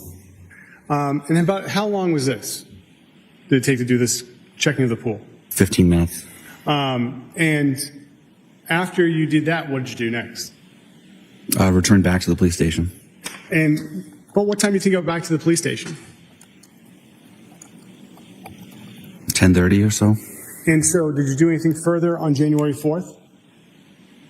Would have reviewed the notes I had thus far. Okay. And then, what's next in the investigation? I spoke to Jem the following day. Okay. So now we're on January 5th. Yes. Okay. So walk us through January 5th as far as what you did as the investigation to find Ana Walshe. I began contacting friends and family, gathering more background information. I created a missing persons bulletin, and I disseminated that to the department internally. I believe it went out on our social media. I sent it to the Mass Fusion Center, the Mass Crime Net, and the South Shore Detectives as a shared distribution list. And may we have Exhibit 47, the poster? So, sir, this is the poster that you circulated? Yes. And I want to ask you about some of the places that you circulated it. You can take it down now, Ms. Gilman. Thank you. You said Fusion? What's that? The Massachusetts Fusion Center. It's a information sharing system for law enforcement. And besides them, what other organizations did you share it with? A Mass Crime Net. It's a distribution list for detectives and investigators. And then, was there a third? South Shore Detectives. And so I take it that's just the police departments in the South Shore. Correct. So you've circulated the flyer. It's January 5th. Now what are you doing? I began checking for financial records to see if there were any recent transactions. The phone was pinged the night prior, and we were reviewing the phone location data that day. Okay. And so you're reviewing phone location data. And in addition to that, do you do anything as far as searching the area that day? A canine track was conducted a area search with the canine was conducted in the house. Can you In tell the us rear of the house, excuse me. the rear of the house? All right. So what's the rear of the house like at 516? It's wooded. If you go through the woods straight back behind the house, you'll reach another neighborhood. About how far is it between the two neighborhoods? Less than a quarter mile. And how is this area search conducted? You said a canine, but what's So, that entail? a canine handler and the dog will do a scent search to see if there's any odors that jump out to the dog, if there's any indication. Who is the canine handler that worked on this? Sergeant Reardon, And what department is he affiliated with? Cohasset. And so, was anyone else involved in the search at this point in time? No. So, after the canine search is done, what else do you do on this case, on the 5th? We checked for any Amtrak travel. We had troopers from that are assigned to the Logan Airport check each ticketing agency to see if there's any travel for Ana. And what did you do as far as checking in with any cab companies or anything like that? I began calling cab companies from Quincy to Plymouth. Any other ride shares that you checked on? We checked with Lyft and Uber to see if there were any pickups in that area of town. And besides checking with the troopers at Logan Airport and cab companies and ride shares, what else did you do on the 5th? We requested additional resources. And who did you request for additional resources from?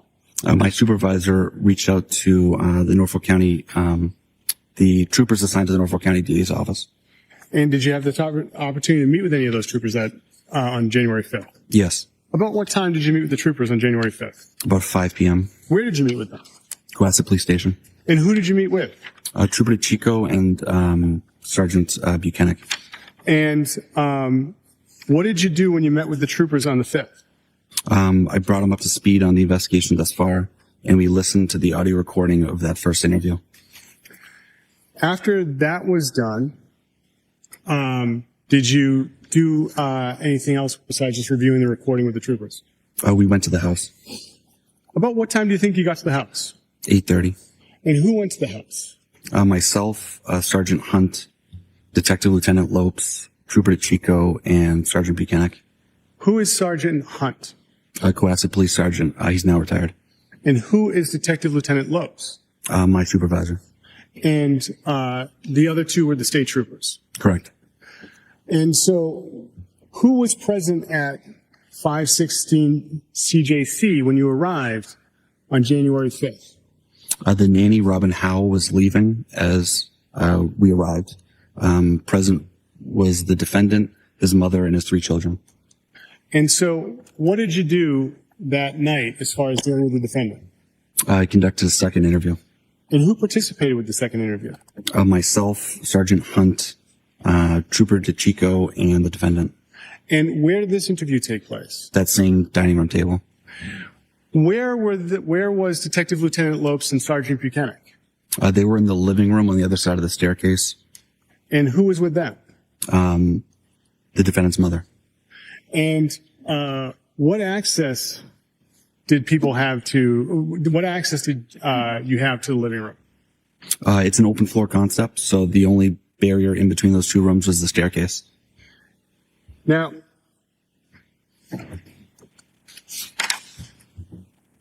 Your Honor, may I have a moment? You may. Thank you, Your Honor.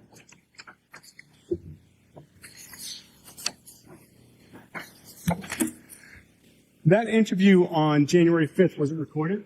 It was. And have you reviewed that interview? I have. And does it fairly and accurately depict the interview you had with the defendant that night, both Sergeant Hunt and Trooper Chico? Yes. Your Honor, the Commonwealth will seek to enter a drive with the interview from January 5th as the next exhibit, which would be Exhibit 54. Subject to the earlier objections, any new objections? It'll be marked and admitted as Exhibit 54.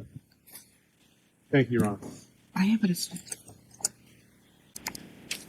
Your Honor, with the court's permission, may we play Exhibit 54? You may. Thank you. Ms. Gilman, could you play the interview from January 5th? Thank you.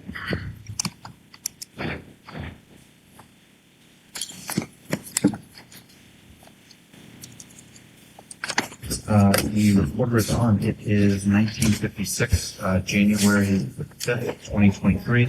We're at your home. We're at 516 CJC Highway. My name is Harrison Schmidt. I'm a detective with Cohasset Police. Present is Trooper Chico at my assignment of Northwest DA's office. My name's spelled B-I-C-I-C. and Sergeant Garrett from the Cohasset. Brian Walshe. Beautiful. Telephone. So I'd just like to circle back to. I'd like to circle back to last weekend. So, could you start me with in the morning? So, when we woke up, 'cause I remember when we talked, I was just going back to my notes and taking everything up. When we talked, I had Outlet Hill and a left. Could you fill me in starting from when you woke up on the first, so that was Sunday morning? Oh yeah, definitely. Baby Brian normally gets out of there for this 7 or around 7ish. So when it's about light, and then I get up, and then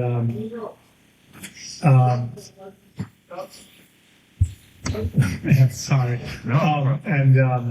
And then I get the day going. I'm supposed to change William and Brian in the morning. Yep. I didn't. I'm 50-50 on 100%. So we went down and I made French toast for when the day is off. I make French toast and so I made French toast. I was expecting to see my mother later. So the kids and I played with all the gifts and things that we had at the house. And then Robin showed up at 2. And then I had to go out to get or low and orange juice and milk and things like that. So I went to Shaw's, and then I went to then I got off a bit late to go see my mother, and then we went to Whole Foods and CVS, and then I came back, and that was pretty much the whole day. Okay. Before that, I listened to your interview. Yeah. And you said that, I think you said at the beginning that had woken you at about 6 when she was leaving. She kisses me with black and white. So Yeah. you did wake up and you did. I knew, yeah. I didn't get out of bed or anything. She just said 5 and I went back to sleep. Okay, nothing with a conversation. That's pretty much what I had to go. We've gotten into a routine. I used to get up with her, and then I would be too. I used to be too blown up for the kids. So. Okay. And then, but your son also saw it kind of before you left? Yeah. When I came down, I said, "Sorry, Mom, I had to go early," and she said, "I got to find it." This is like, he's got about 7 years old? Yeah, I think I'm at 7. He was on the couch playing with his iPad. Okay. Sorry to interrupt. No, it's I yeah. to clear that because it wasn't kind of completely. No, I understand. Nothing's clear anymore. Can you tell me what she was wearing? Like when she left, if you remember? I'm sorry. I really. She had a dress on her underwear. I guess her stuff is down here. Sometimes she keeps it under her arm. So sometimes, because she's getting herself ready in her underwear normally. So, but I know she always got a black dress normally or something on. That's her standby, or she has one of the flowery dresses, but I don't know what she was wearing that day. I do know that she wore, she had to have worn her short black coat, because I was listening, she wore her hunters, which is odd. Normally she wears fancy shoes to leave. And what color are the boots again? They're blue gray or something like that. And the pocketbook, stuff like that? Yeah, she had a Louis Vuitton bag. Yeah. And then she had her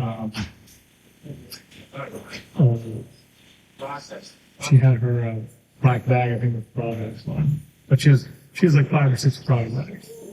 I'm confident that she took that with her, like that hasn't turned up and that I No, was here. the only thing that turned up was when we were here last night at Tiffany sunglasses. Sunglasses. Yeah, she did not take that. And were you able to track down where she left those, or where Where she left her sunglasses? Thomas had found them? Right? No, William. Ryan had gone. Ryan was playing with them. Maybe Thomas found them. I think they were right there because they go in there and start like taking stuff. Okay. Okay. Sorry if I sidetracked. No. Has anything like this ever happened before? You know, no, it's totally is not a normal thing at all. And the reason why I didn't call sooner, but one was that when she leaves, if she was coming here and she was 5 minutes late, I would freak out. And the week before, she was late for Christmas because she, as I said, she worked late for December 24th. So I was like, "Are you coming? You're missing." I emailed her and I called people and she's like, "Hey, I missed the flight. It's canceled. I'm driving up." So I didn't have the phone and she wasn't coming, so I held off. And then I should have called work on Tuesday. And on Wednesday, I don't know. Go ahead. Sorry. So going back to Sunday, you didn't have your phone for the duration of Sunday, is that I correct? didn't have the phone was with I think it was dead the whole time. Okay. Because Thomas found it. Robin took the day that you just met was up there, and then Thomas, I guess they went in the garbage to look for it because I guess Big Brian thrown on his phone away a while ago in the garbage. So they were out in the garbage, and then they came back, and Thomas went upstairs to play with Williams, and they brought the phone down. And I think Robin was there, so. And then he got it from my mother, so. And that's when I called, when I got my phone back, called me. And that's when things, I got, normally now, you can call, it's been a while, you get some rest, I don't know what's going on. Right. So I didn't give you the exact what was going on with the emergency. Normally, she updates me. She's had several emergencies. The FBI storm crossing at one point. That was her building. Huge leaks in Mazda or TJ Maxx. Was going to leave and disgruntled, resident that she was dealing with. So anytime she had one of these big, like, she debriefs on it pretty quick. Yeah. Okay. So then, when was it that you got your phone back? I called one at like 2:30 or 3:30 on Monday. Okay. So it was a Monday. You said what, 2:30 to 3:30? So yeah, I think it's 2:33 because the moment I got it, I called. 2:30. Yeah.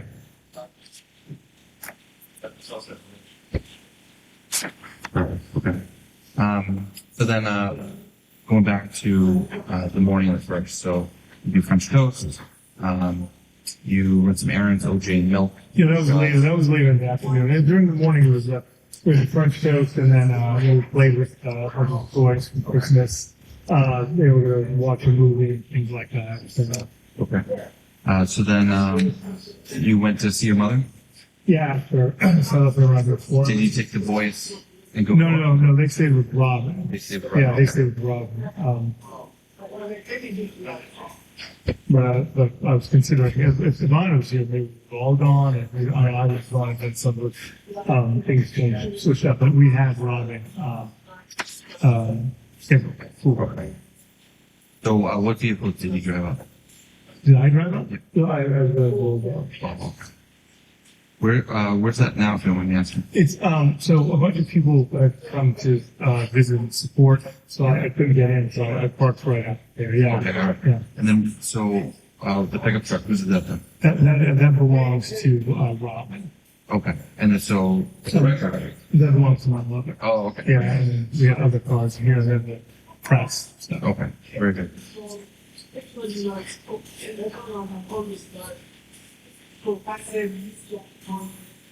So how long were you visiting with your mom? A few hours. And, what, is she, it's the Swampscott? Yes. Yeah. Excuse me, address? 330 Paradise Road.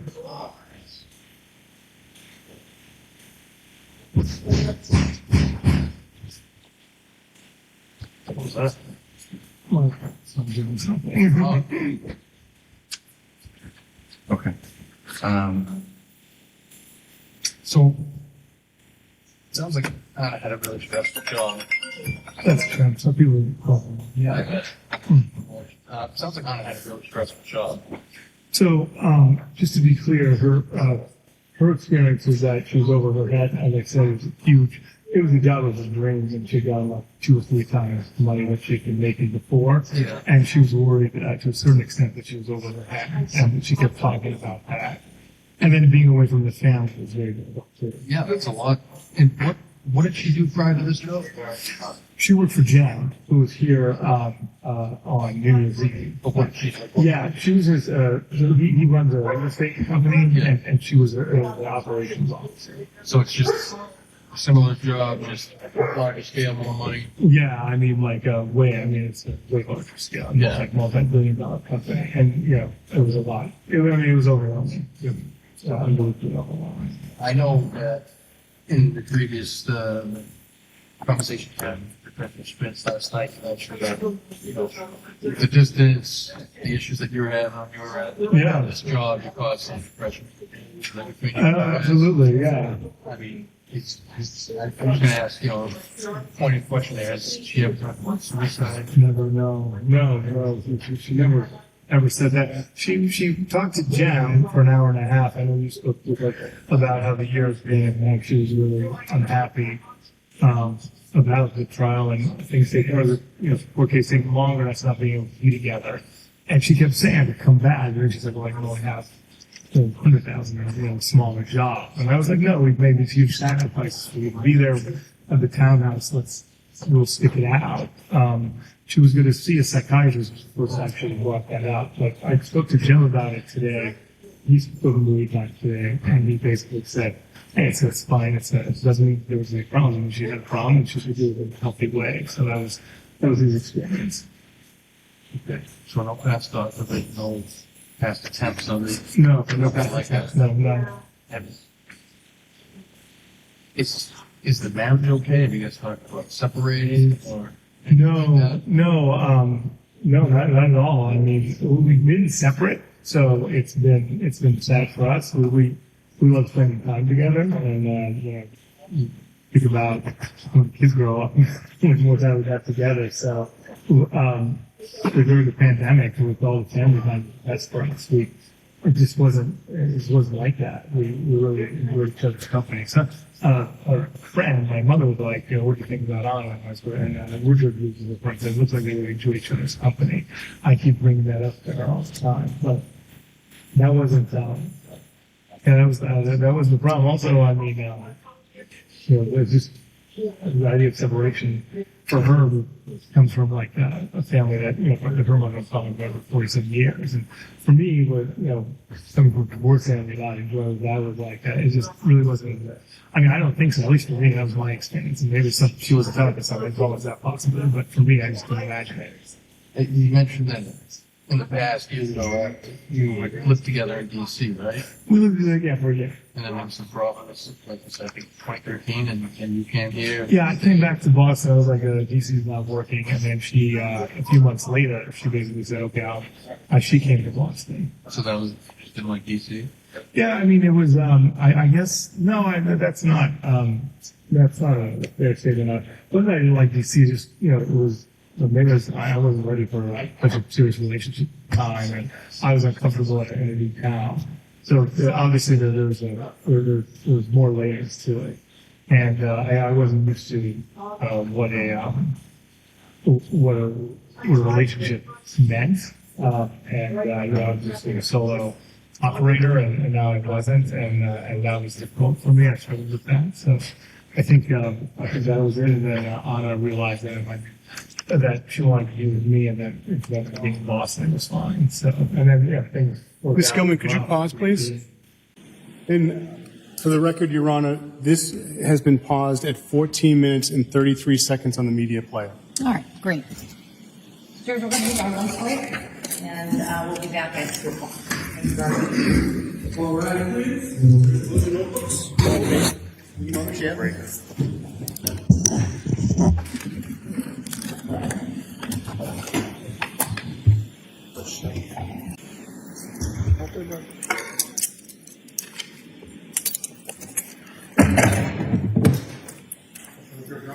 Yes, thank you.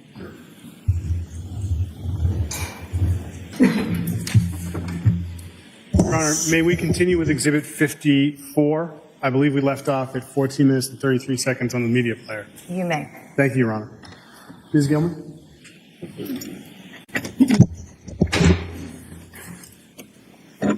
And I was happy with anybody at that point, but that was, I mean, we grew up. And I don't ask this to everybody is there any No, not at all. Certainly not with me, and not that I have any information on it. Like everyone who called me, somebody like how to work all this. It was the same story that I had. It's the same story Alyssa and Adela and we're fascinated with Amy is that she works all the time and she flies home to see you guys and she comes back and she's constantly working. And, she said that she would like eat her bed and pass out a lot. So that was everyone else's experience. So yeah, I would be surprised that when we were younger, we were seeing when we were first dating, we were seeing other people. But that was 12 years ago or more. So in your experience, you had no suspicions that she seeing someone else doing something like that? No indications that was going on? No, not at all. I mean, obviously, we were partnered. We spoke a lot. That's why, people were like, "Don't worry if you haven't spoken to it." But we spoke all the time. We spoke in the morning and in the evening. So. And everyone, Wayne's talk about her husband and her kids. I mean, that seems weird, but have an affair. She has close friends here. I know she spent a lot of time in DC, and when she came here, she was talking to you, family most of the time. Yeah. Did she have someone that she would spend time with here, like a girlfriend? Or... Yes. So there's Rima, a very good friend of hers. Ferreira, she is the head of HR for the Park Plaza Hotel. How do you spell Rima? I know I spell the first name, not the last name. Rayma, or Rayma. So it's Rayma. And then Ferrer, which I'm not as familiar with. Ferrer. Ferrer. So I have this. All right. And you said head of Park Plaza? Yes.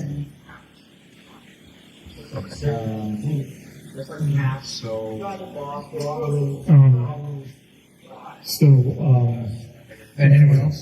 Yeah, so Rima was so when she was here, she spent most of her time with us. I'm trying to think who else were the people that she would lead. Rima was the biggest. Jan, obviously.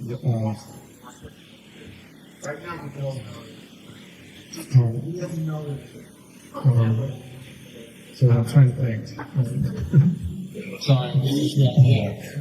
I'm not defensive. Rima, Jan. Well,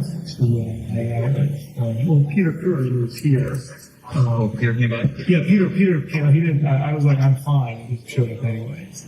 It was like, you need support. So that's Alice's brother. He lives in Marshfield. So, we're pretty close with them. So, you know Peter and Ana went to, they had a leadership training together. Okay. Was Jim part of that as well? Jim was part of my leadership training. So that's how a lot of us know each other through this. Okay. So, Peter Kirby and leadership training. Yeah, and she was what we call, her group was B2 and my group was B3. We raised over $200,000 on pandemic qualifications. Really? Yeah. Oh, wow. That's awesome. That's part of leadership training is the community service projects. Okay. Something Jim and I can do as well. So. Nice.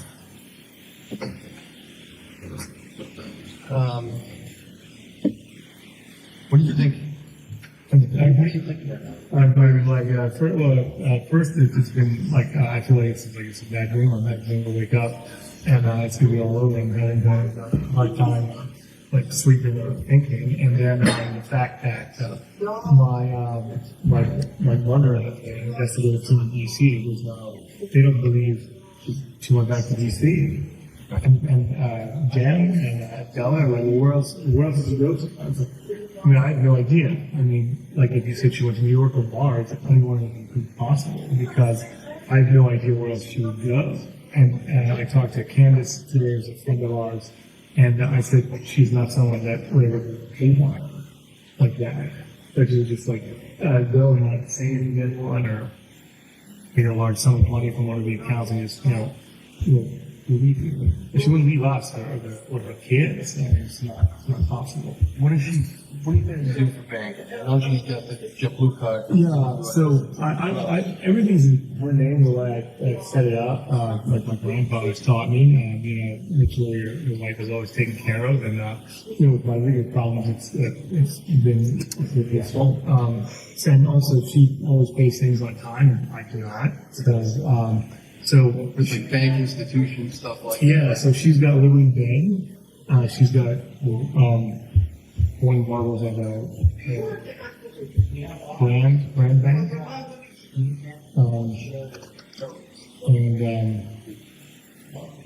So brand bank, and then she's Apple Credit Union in Virginia, which she's had for probably 10 years, 15 years. Yeah. So all the money goes there, and then we've got the Chase cards with the Fidelity, which something happened with the Fidelity card, which was in Belgrade, so that hasn't been used really. Is that like canceled? It was. I think we going to use that one. And then the JetBlue, which is the only one that I don't do. I don't agree with the bank accounts. I don't agree with those, but I also agree with all the investment accounts and all of the view of. Obviously, we want to contact the banking institutions. Yeah. Any activities going on. Sure. I would. Have you been monitoring this? I'm monitoring the Chase. The Fidelity, nothing's been going on, but the Chase, I use the Freedom card, and I think she used the Freedom card in Belgrade, but it doesn't have foreign transaction fees. So I was like, so I called her to go use the card there. So then she switched to the other Chase, and then she got the JetBlue because she's like, hey, I want these 80,000 points. So that was the last sort of credit card conversation we had 6 weeks ago. 4 weeks ago. Okay. When's the last time you checked the activity on these card accounts? I had to check today because the Freedom we use for a company I work with, which is a sports card or a memorabilia company. So they buy from the vendor. We do it on the credit card, and then they pay us for that. So that's one of the. So I'm always checking that card. Okay. Any special activity on that? No, Any transactions? there's nothing I don't recognize. No. Okay. As far as travel, has Ana done any like domestic travel in the United States in the past year or two? Like anywhere? It's been GCA to Boston, and then I finished going to Chicago or New York. Go to Chicago to meet one of the head brands that just inspired. They went to Belgrade, and the guy was like, she was complaining about travel since we problems. We were looking to do something at some point. So in Chicago for work? Yeah. What was the destination that you really wanted to go to? Oh, Japan. She kept saying, "Why don't you take her to Japan?" I said, "Yeah, absolutely." It was On my list. I got a lot of business there as well. It's good. She loves the Japanese food, so. Okay. Going back to her phone, you guys have a family plan, or you had a family plan? Okay, so we have a family plan. When she got the job at Tishman Expire, she was like, trying to decide what to do. She's like, she wanted to take this family over, so she ported it over, and then she left the family plan that we had.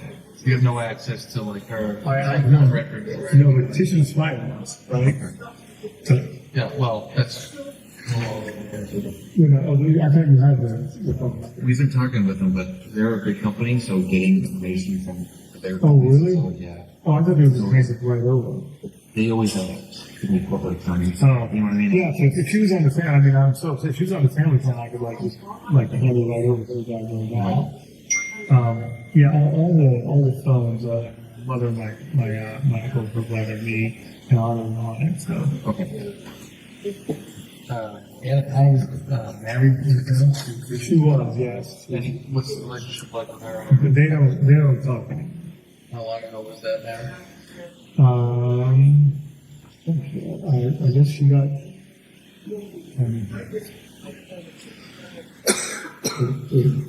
she must have gotten divorced in 2012.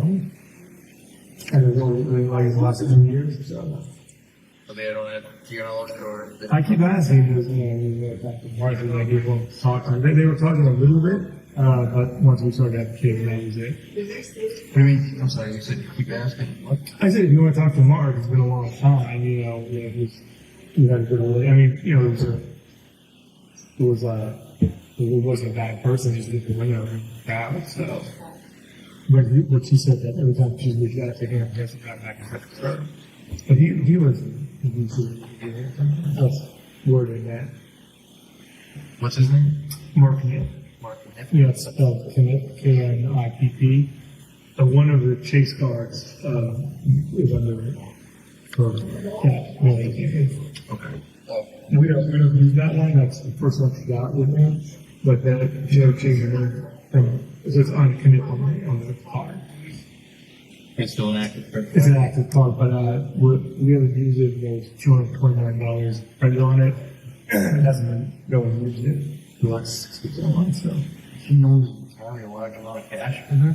So we've discussed this occasionally, but I mean, there's been times she only had $50 with her. Like, she actually had $10,000 when she came back from Belgrade. She brought it for a lawyer who's Serbian, who lives in, he went there, lives in, I'm sorry, it's quite a while, near Boston, Windsor.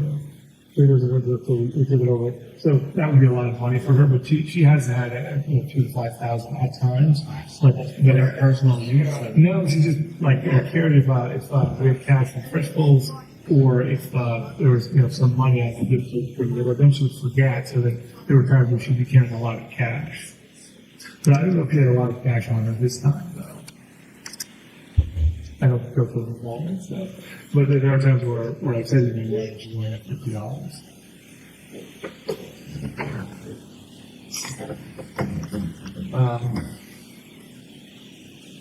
But it always dresses my feet a lot. Not like that. There was no financial nothing like that. No, actually, we're doing better than ever right now. We're facing restitution charges, but with the new job and where the real estate has worked out, we're really in good shape. Did you guys have any arguments or anything, or New Year's Eve? No. New Year's Day? Before you left? No, I wasn't enough time on New Year's Day to have an argument, but New Year's Eve, everything was fine. We were excited, what she wrote. Peter saw what she wrote, so it was very positive, and Jen was here, and there was, it was kind of like 2022 was a hard year, but 2023 is going to be the best ever. And she was and it's just not, You guys have you had arguments, major arguments in the past, anything like that?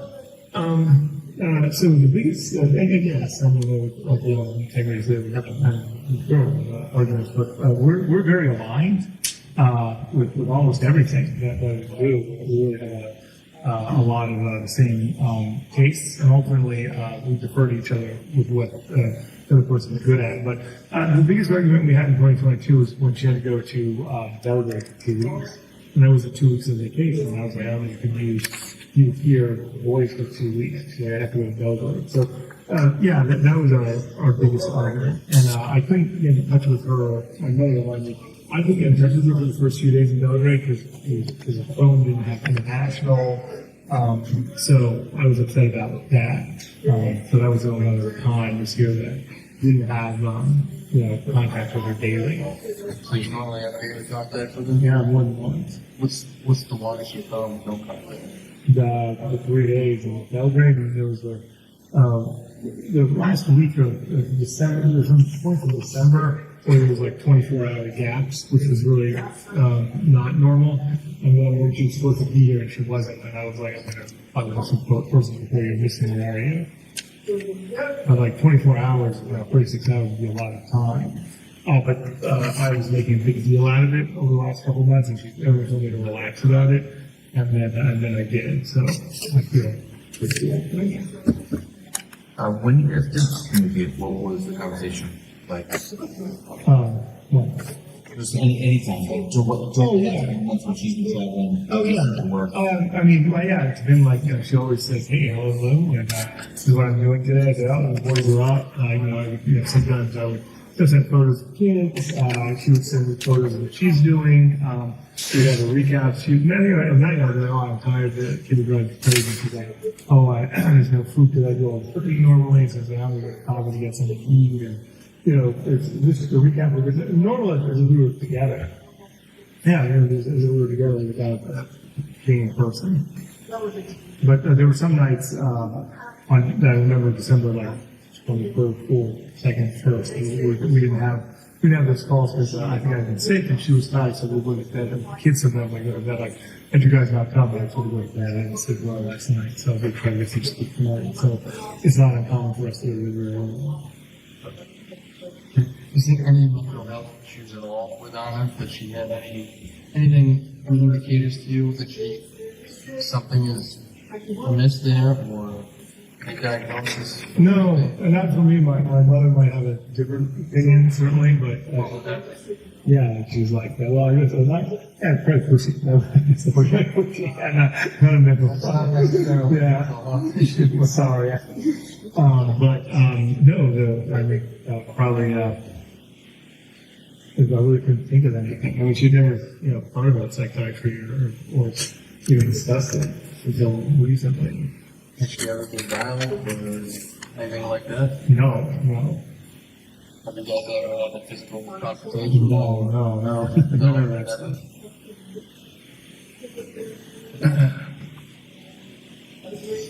It's for us coming in here. It's tough because we want to find out as quickly as possible. We don't know it, and there's many common reasons why people go missing. We're trying to quickly answer those questions. Well, please feel free to ask any questions that you have. Don't worry about leaving the thing. I understand that you're here to find out and you're working for her. Well, all right. I mean, one of the reasons someone goes missing is because they were abused or injured or assaulted. Did you do anything to hurt your wife? No, that's it. I wouldn't hurt my wife. I mean, I love my wife. All we want is to have a dog. Sandy doesn't work without her. I mean, we can't function without her. You guys have never had a physical fight, nothing like that before? No, not at all. I mean, so there's no mental health, there's no financial problems, no extramarital affairs, no physical abuse. The only stress in here right now is the work, Being separated. separation, depression from the combination of those two. Yeah. Also, her mother being she had a major neurological event last year, and that's why she had a bit of beltway, so we got pressure from that. But my mother has had some health problems. So, and then the kids, it all adds up. I mean, I want you to know, up until, I'm looking at it now, it's nothing compared to this. But it seemed like a lot a week ago. Being apart, the mother's not doing well, the legal problems, the kids growing and you're worried about all of those things seem like a lot. To you or to her? I think we discussed them both. I was like overwhelmed by the three children and she was missing. So it was a really bad situation. We discussed splitting them up, like how to go with her and everyone wants to split up. We wanted to help the kids and I was like, how's that going to be for your job? I mean, we did not have a good solution. I mean, it up until, it felt untenable until right now. I go back to them and it's very easy to make it work out because I thought my partner, we did a lot to work it out.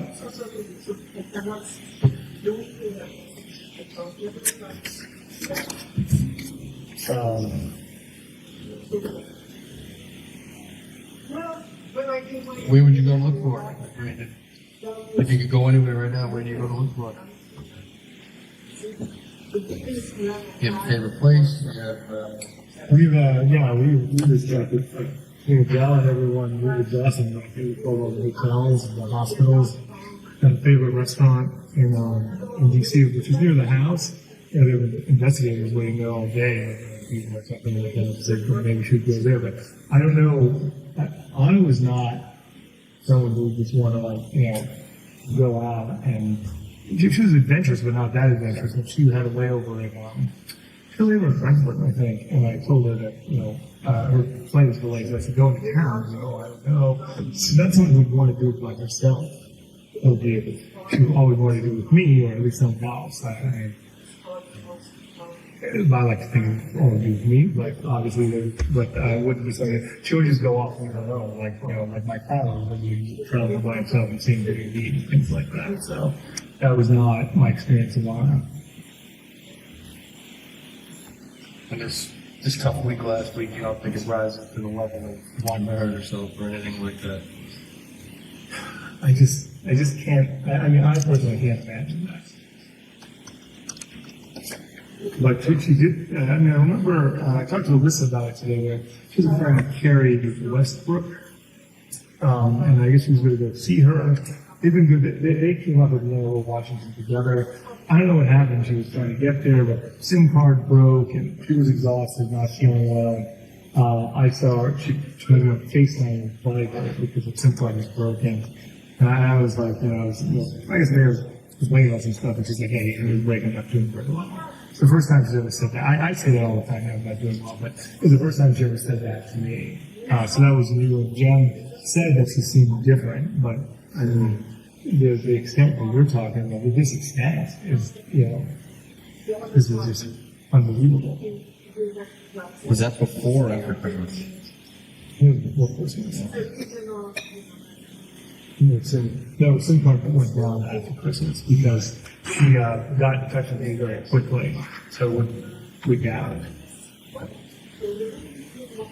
Well, I mean, you seem to be willing to, you know, do whatever you can to help the investigation. You know, we thank you for that. And, you know, part of that, I think, is trying to understand Ana. And I think if you would allow us to look through your phone and send to us, downloading your phone and seeing some of the communications between you and her and her tone. And I mean, you said in the interview that she said that she may have used your phone occasionally to receive stuff. Yeah. I think it'll help us really create a permanent timeline of the events of the 1st and the 31st and 1st, and maybe get a better insight into Ana. Is that something you'd be okay with? Just to be clear, you want to download everything? We will download, in the attraction, we'll download all the content Steve's phone, yes. Oh, that's a lot. What we're focusing on is what we're interested in, yes, it's all of them. We're interested in looking in and finding information specifically in there that would help us do that. The Ana specific content. That's a huge amount of information, gentlemen. It's a big ask, but there's a lot on the line. No, there is a lot. You know what I mean?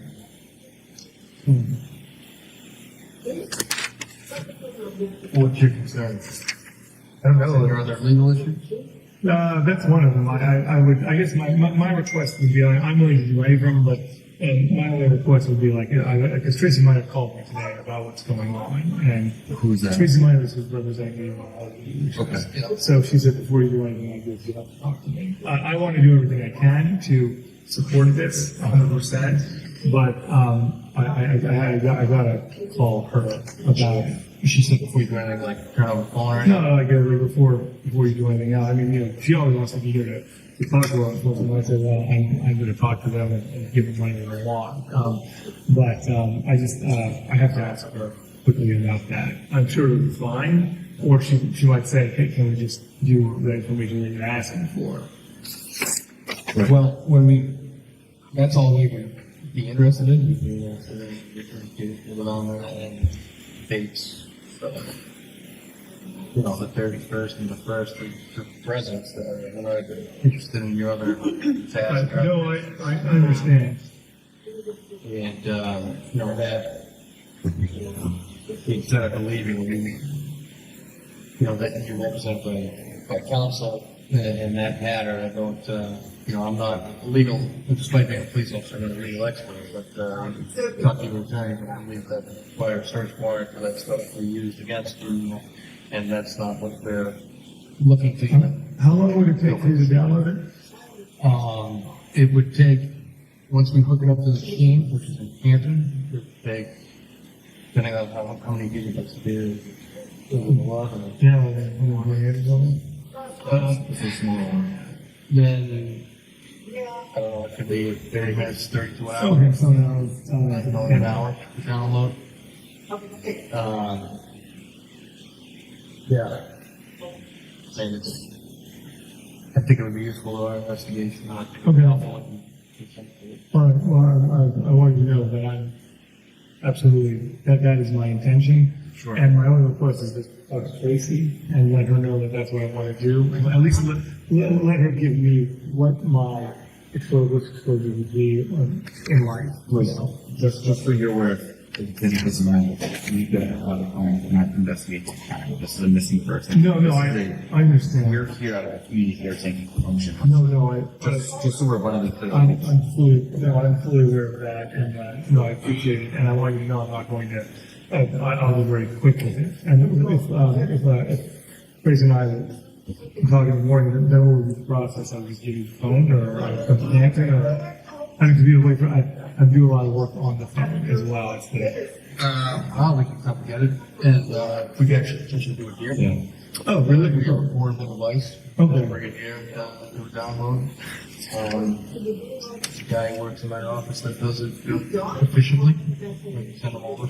Okay, great. So, you guys, the gentleman, I don't request to give you a moment to talk to Tracy about it. No one's taking you from sir. No. I know, but I don't. I'm only interested in finding out, and I don't care what it takes. But I just have to make sure that that I listen to all the advice I have come my way, which is a lot. I do apologize, but I most likely will be able to do that, and I'll be able to do it tomorrow. And that is my intention. Is there any, what possessions do we know that she did on had already first? What's in a wallet? Yeah. You know she had a wallet, she didn't bring her sunglasses.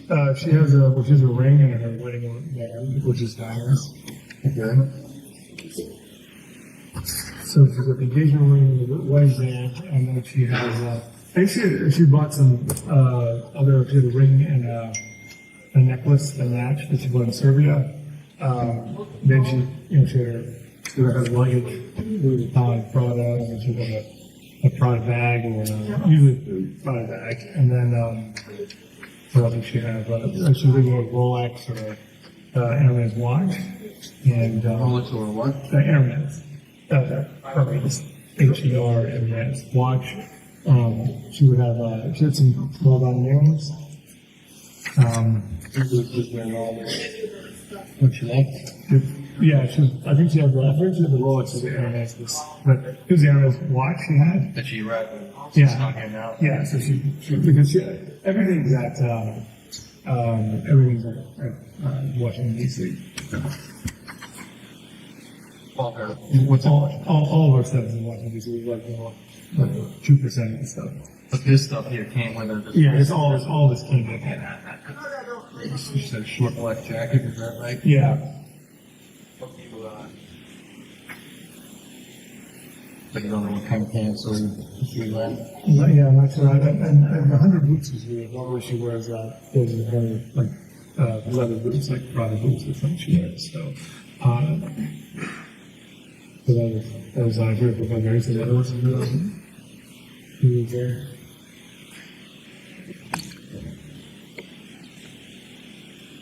Does she leave any belongings here, like books or anything? Yeah, she's got a couple things in the up in the bathroom that's mixed with all of our stuff, and then she has her pajamas and his underwear and different clothing. He's got his drawer over at.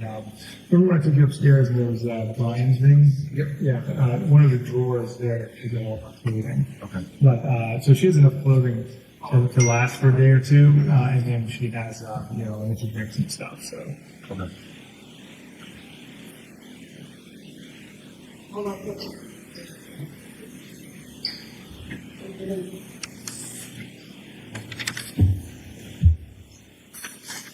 Have you had conversations with Thomas about what exactly you said that? He did. It's all, it was 6-year-old guys. What do you got, buddy? Did you make some? Oh, did you just make some art? Oh, that's so nice. What do we have? Yeah, you want to explain it?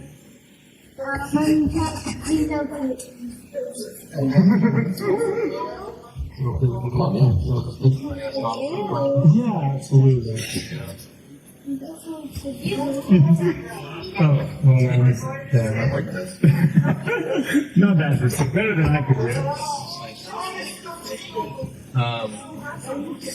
Oh, there's other head.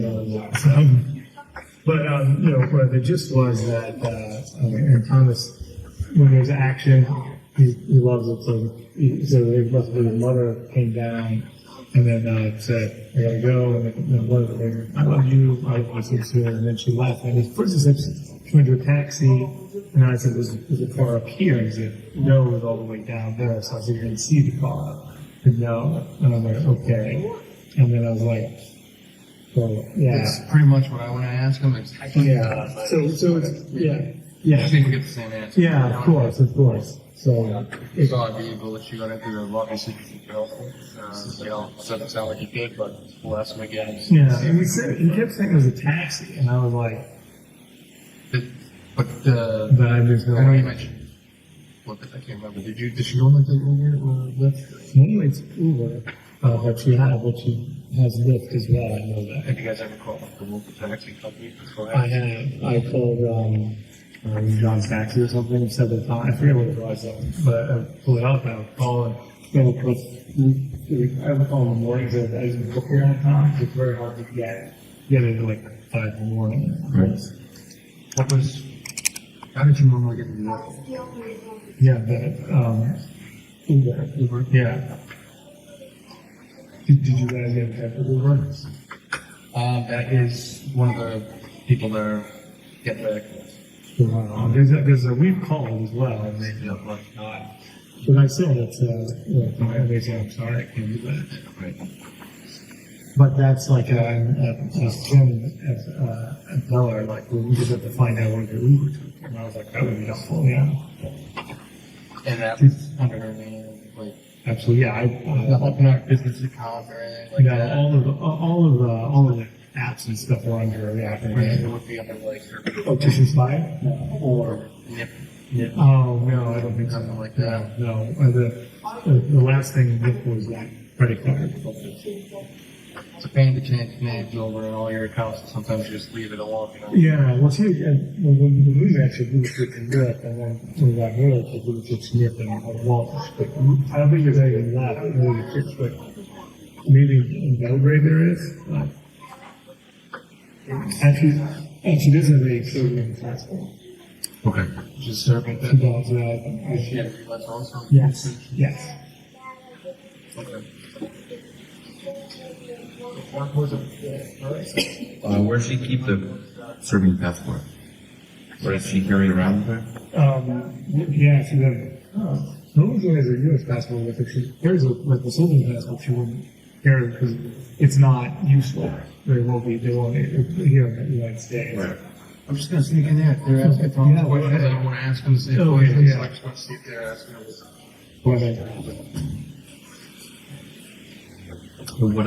What's he working on? Is Brian here? We have to ask Can him. you decipher for me? No. I don't have kids, so Oh, I can't translate the drawings. Well, he's doing some math for us, Yeah. and he's got the happy face and the heart.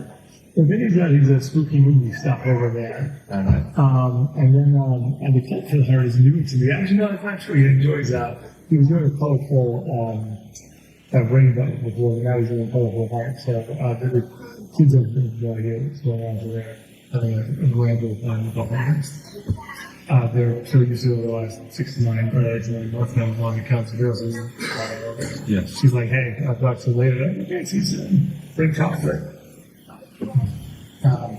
What's your schedule like tomorrow? Pretty good. What would you request? Well, we would like to talk to the kids, but we have trained professionals who just handle these kids. It's not a police officer. It's like a civilian that works for the DA's office, and it's not at a police station. It's actually at a very nice house in Foxborough, near Gillette Stadium. It's not too far from here, right? Well, it's probably 45 minutes. Okay. So it's actually right behind Gillette Stadium on North Street. Yes, that's it. But it's right behind it, like generally. And it's a good setup. It's actually like just a couple of couches and chairs and toys. You want to talk to the Brian anyway? Just bring the kids. Well, the 2-year-old is the 3-year-old. Yeah. Not speaking, I'm guessing much. Some words, but William doesn't speak that. I mean, he speaks a little bit. I mean, he's like, I forget about the phone, so. I think you can bring all the kids if you want toys for them to play with. We'll see if we're just going to have the person ask the questions about mom. And last time, recent conversations they can have with her. That's fine. And it's really kind of nice, casual, comfortable setting for children. It's specifically designed for that. We actually use it for like children who are pictures and stuff like that. It's really easy going, and you'll see, and sit down before anyone talks to anyone, you can see yourself. But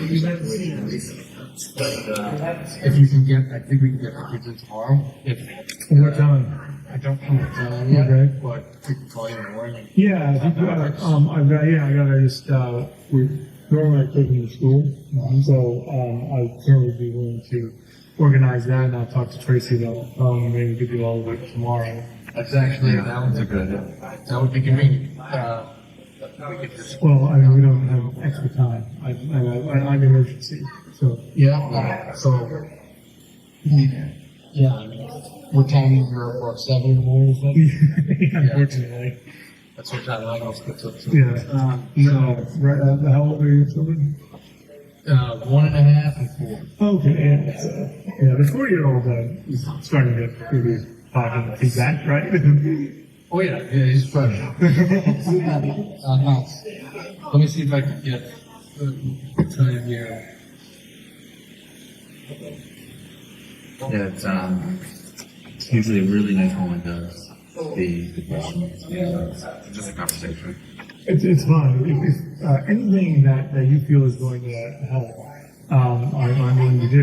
That's what you need to know. Man. We're trying every avenue here. I appreciate that. Yeah. Usually, we just need one little bit and we can. All right. Brilliant. Typically, something will jump out. You know? Okay. I love that.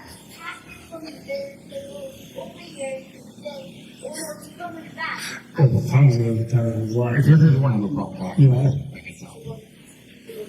I guess there's no one scheduled to be in there tomorrow, or as far as like children being interviewed, so it's probably wide open. Okay. Just gotta see what time you get a counselor available to be there. I'm guessing they're probably pretty flexible, but like you said, rather get it done. Time is of the essence. Well, I mean, Waiting till it's done. waiting for Monday makes no sense. Just put the other time. Agreed. So we can talk in the morning if I'll try to get you like a tentative time. Well, we can just plan on it. I mean, we can. I don't know if we would like 10 o'clock work. So Janet, these are 9, right? You have plenty of time to fill it out. Okay. Plenty of time. Oh, hi, William. Hey, is it now? Hey, buddy. That's hello? Yeah. Your iPad? Yeah, I'm gonna help you find it, okay? Okay. The terrible mistake of giving the iPad to the young age of now, that's ruined everyone's life. Remember when they didn't have electronics in bed when we were younger?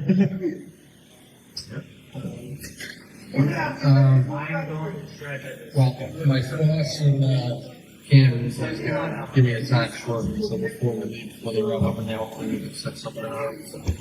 Any other? Trying to think, anything else on that before we terminate that for the recording? I'm trying to think. Is there any part of the house that we didn't consider looking at, or that should we been behind? Like any? No, but if you guys want to take another look, I mean, certainly we can do that. Okay. If that's supportive, I know, I know you want to look into that. Right. But your job, I'm not.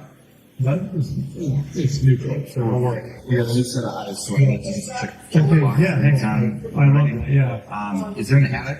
Yes. Okay, so we didn't hit the attic. No, Last time, right. so we definitely want to do that. Yeah, okay. It's not one that you can like walk around. And, Right. We tried that, and I broke the ceiling. I fixed it. Yes. 10 o'clock, anytime Kristen is in the council that we live on, I guess anytime works. So 10 o'clock sounds okay to you, 10:30 or? How long is the session? Because that's an hour extinction. Yeah, it is. I mean, they can go a long time, but Like an hour? those are, the long ones are when we're actually have like a specific incident or a crime to actually dive into. This instance is gonna be like, more of just like a conversation, how the mom, their sense of how mom is and stuff like that. I think it's gonna be good. I guess my answer is I don't think it's gonna be terribly long. Well, do you think it'll be more or less than that? For both of them, I would say an hour. Okay, so it's an hour.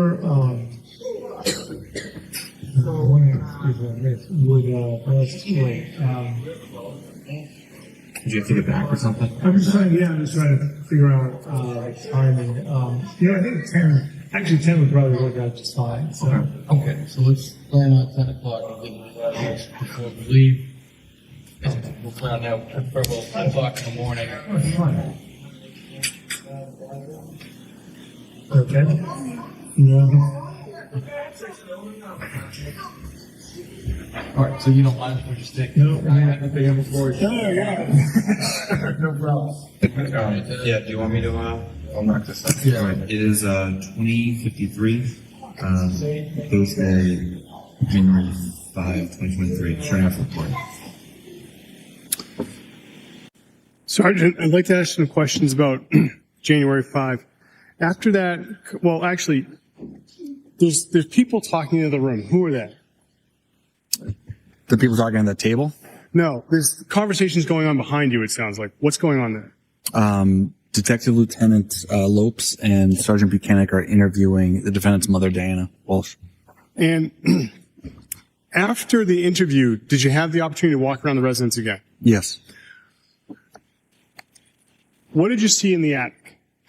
I went in the attic. The attic's unfinished. There's insulation and exposed floor joists. But nothing else in there. Correct. Did you go back down the basement? Yes. What did you see in the basement? If you go down the steps, to the right is utilities. If you go left, there's like a refrigerator. There's some storage boxes, some trash bags, some cleaning equipment. Did you do anything with the trash bags? I kind of manipulated the bag from the outside. And what did you notice? I felt like there was a carpet sample or a piece of a rug inside of one. Did you open the bags? I did not. Did you have the opportunity to go outside again? Yes. What did you do outside? We checked the shed, the backyard, walked around the property again. And did you do anything with the pool? We shined our flashlights into the pool again, but it was looked at with the floodlights the night prior. Now, what about vehicles that night? Did you look at any vehicles? We looked at the Volvo again. And what did you do to look at the Volvo? We went through it more thoroughly. And did anyone give you permission? Yes. Who? The defendant. And what did you find in the Volvo? In the Volvo was a receipt and a cell phone. And did you ask the defendant about the cell phone? Yes. And what did he say about the cell phone? It was the eldest son's cell phone. And the receipt, where was the receipt from? Lowe's. Was there a date on it? January 4th. And do you know which Lowe's? Weymouth Lowe's. Now, on January 5th, besides this interview that's recorded, did you have any other conversations with Mr. Walsh? Yes, we spoke on the phone a few times earlier that day. Well, let me ask you, when was the first time you spoke to him that day? Just before 9 a.m. on that Thursday. And do you remember the substance of that conversation? I just let him know that we were working on the investigation and we would be in touch. And when was the next time you spoke to him? About 3:45 p.m. And what did you talk about in that conversation? I had called him and left a message. He had called right back, and he asked about media and a PR person. And I had asked about if Ana carried large sums of cash on her. And he said sometimes yes, sometimes no. What did he ask about a PR person? He asked if he should get a PR person or talk to the media. What did you say? I said that he's free to talk to the media, although I don't recommend it. Now, how long were you at the Walsh residence that night with the state police? About 8 p.m. to 10:30 p.m. And what did you do after you left the Walsh residence? We all went back to the Cohasset police station. What did you do at the Cohasset police station? We began digging into the financial institutions, but given the hour, they were closed and it was tough to get a hold of any record keepers. So I take it now we're getting into January 6th. Yes. What did you do on January 6th as far as this investigation? A large-scale search ensued. We brought in command posts and we established a staging area. Who brought in command posts? The Metrolec command post was present and the Mass State Police command post. Where were they set up? Behind Stop and Shop at 400 Chief Justice Cushing Highway. And how was the large-scale search done of the area? There were canines. There was the Metro search and rescue team and the State Police CERT team conducting an area search of that wooded area. Now, was anything recovered in that search? No. Sir, what was done to try and find surveillance video in that area? Neighborhood canvases were conducted. And how'd you do that? We requested assistance from neighboring agencies, their detectives, to come in. We'd pair a detective with a trooper, and they go around checking residents and businesses for any sort of security footage. What was done as far as press conferences on the 6th? My Chief Quigley, gave a press conference on that Friday. Now, did you have the opportunity to speak to any people as far as witnesses on the 6th? Yes. Who'd you speak to? Jem Mutlu, And where did that conversation take place? the Cohasset Police Station. And who was with you when that conversation took place? Trooper DeChico. And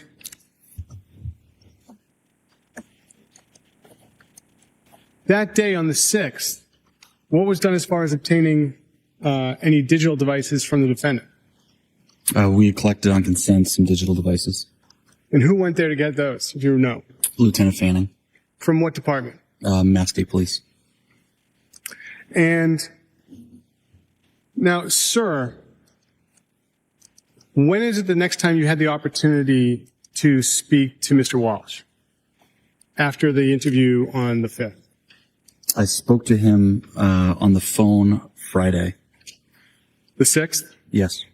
And after that conversation, did you ever speak to him again? Saturday. Saturday. And where did that conversation take place? At the same dining room table in his home.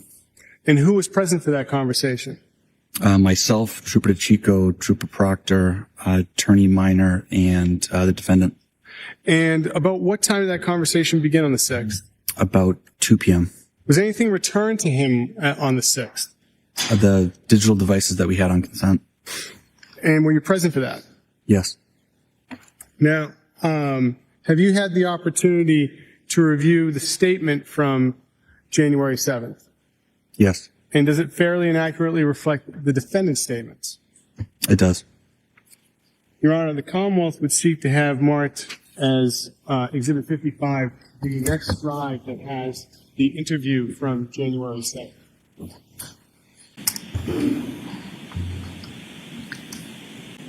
Any new objections?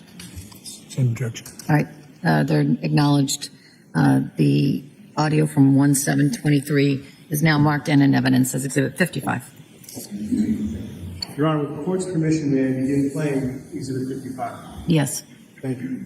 Ms. Gilman?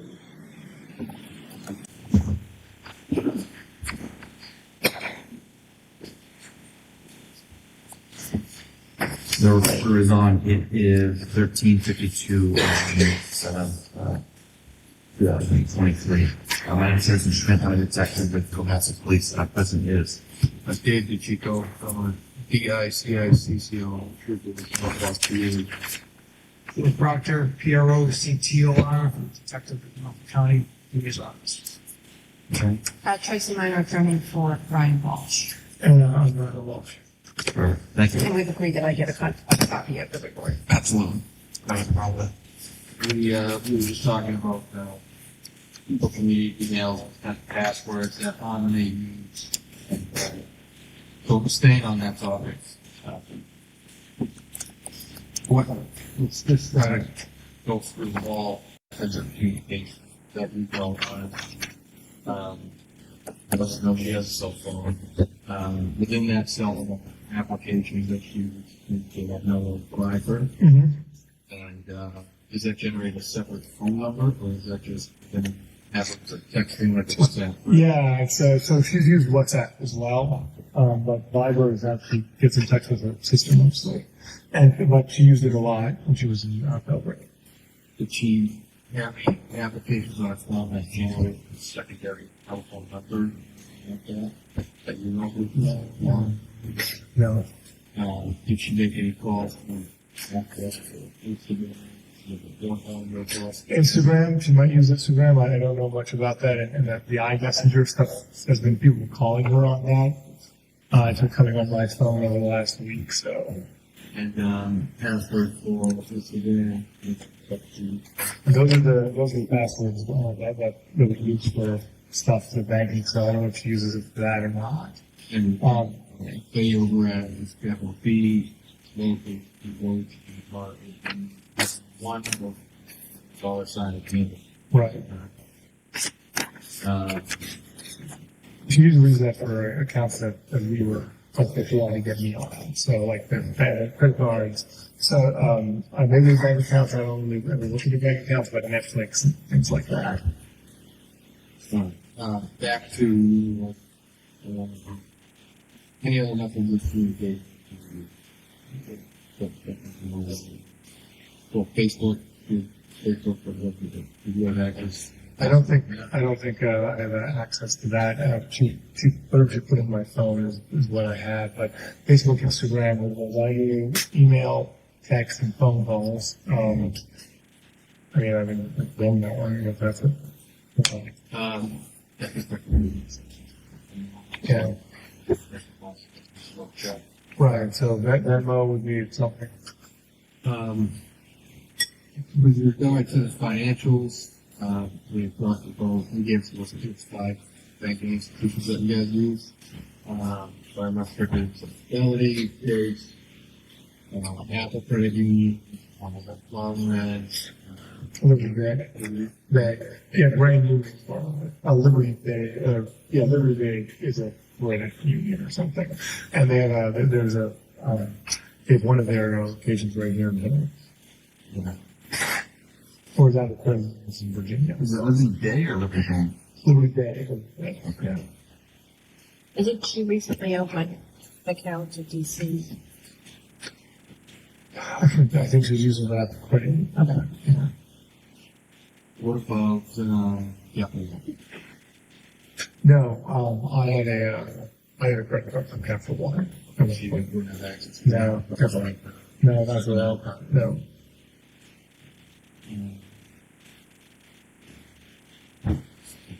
All right, let's, anything else on move? The money, that was moved, from sale of the house to the, at escrow or 1031 exchange. Yeah. I think, what else? I mean, And where is that on your account in escrow? Oh, just back to that one. yeah,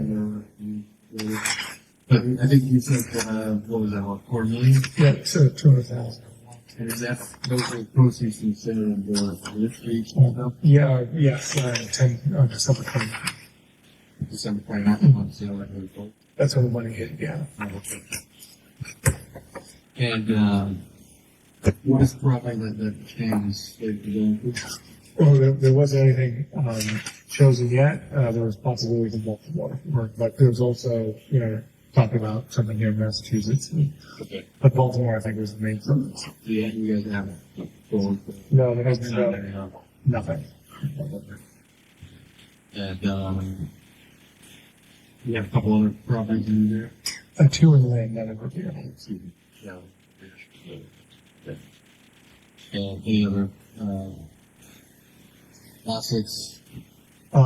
There's I don't know what's in Melbourne, but, there's a condo there and, probably a small bank account that her and mother share. That would be like, bank, probably. Yeah. Is the condo right in her name or her It's in mom's? small mom's name. But then there's a piece of property across that her home sister owned. Which one's there? There's a piece of property across from the condo of Belgrade that her and her sister inherited from her father. And then there's her, it doesn't sound like something international, but then there's the country house, which is about 45 minutes out of Belgrade.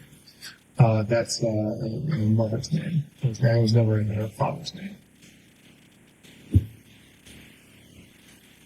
And these are all, the assets we talked about when you, those are all joint.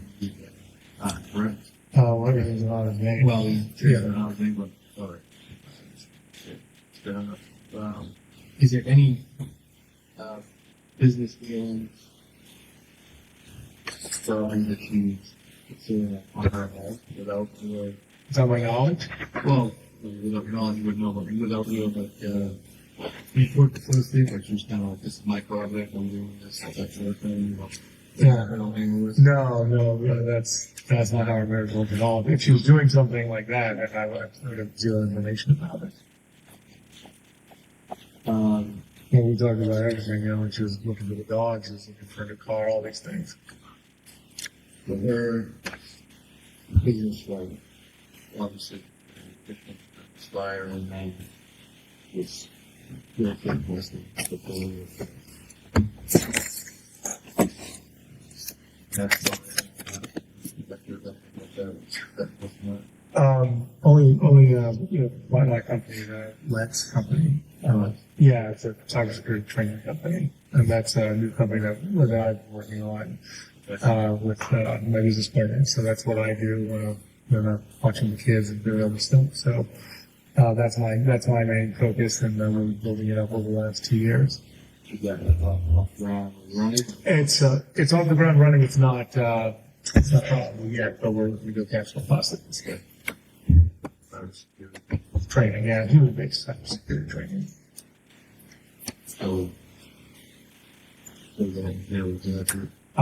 Work with a psychologist or a workplace psychologist who's my business partner as well, and we come in and train high-functioning teams like yourself in multi-team systems. And we're reaching out to all sorts of different teams and have the ability to work cohesively with another high-functioning team. It's very important, especially for cybersecurity and for cybersecurity breaks. So, and it's all about incident response. And, any major financial losses with that? No, not at all. No, in fact, we're looking to close a large the government. We've got 5 or 6 possibilities, and we've let's just recoup that and actually to use that money for restitution. Yes. What was the investment in the cybersecurity? Yeah, I can actually remember the exact numbers on that. We've, I guess it would be 90, so let's say $80,000 over 2 years. That's on track. We have, we have a government contract now that's going to pay us $40,000 this year, and it's for over 5 years. So things go well, and then we're going to close those UK deals. But once that happens, we would be cash flow positive. Both my partner's not taking salaries out of those yet, though. So Your partner in the trading card business. he's invested in all these. No, no. I'm not partners. No. No, I'm just yeah, I was a support system for him, and we're friends. So I saw opportunity during the pandemic. Things have really cooled off from that market, and that's why I'm moving to Unwind, and hopefully he'll go with. He got with one of his partners, and then he and someone else are going to run it themselves. When they're bringing on a couple other people, just he's invested over $100,000 in the business, and he hasn't taken any money or salary for the last 18 months, and he's looking to make another investment in the business possibly. Oh yeah, neither did I. They have some boxes like $10,000. It's kind of insane. So it's a plan for new partners to, is that how you're going to keep your 50? Unclear at this time, excuse me, but he's bringing on someone who's got a huge amount of inventory, which is what they do now, and that's going to, off the sales of that, I could make my money definitely.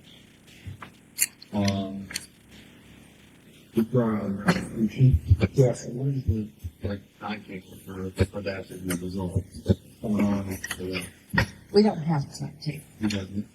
That's my only. I have been pressing to get as much paid as possible as soon as possible, but we don't have any deadlines.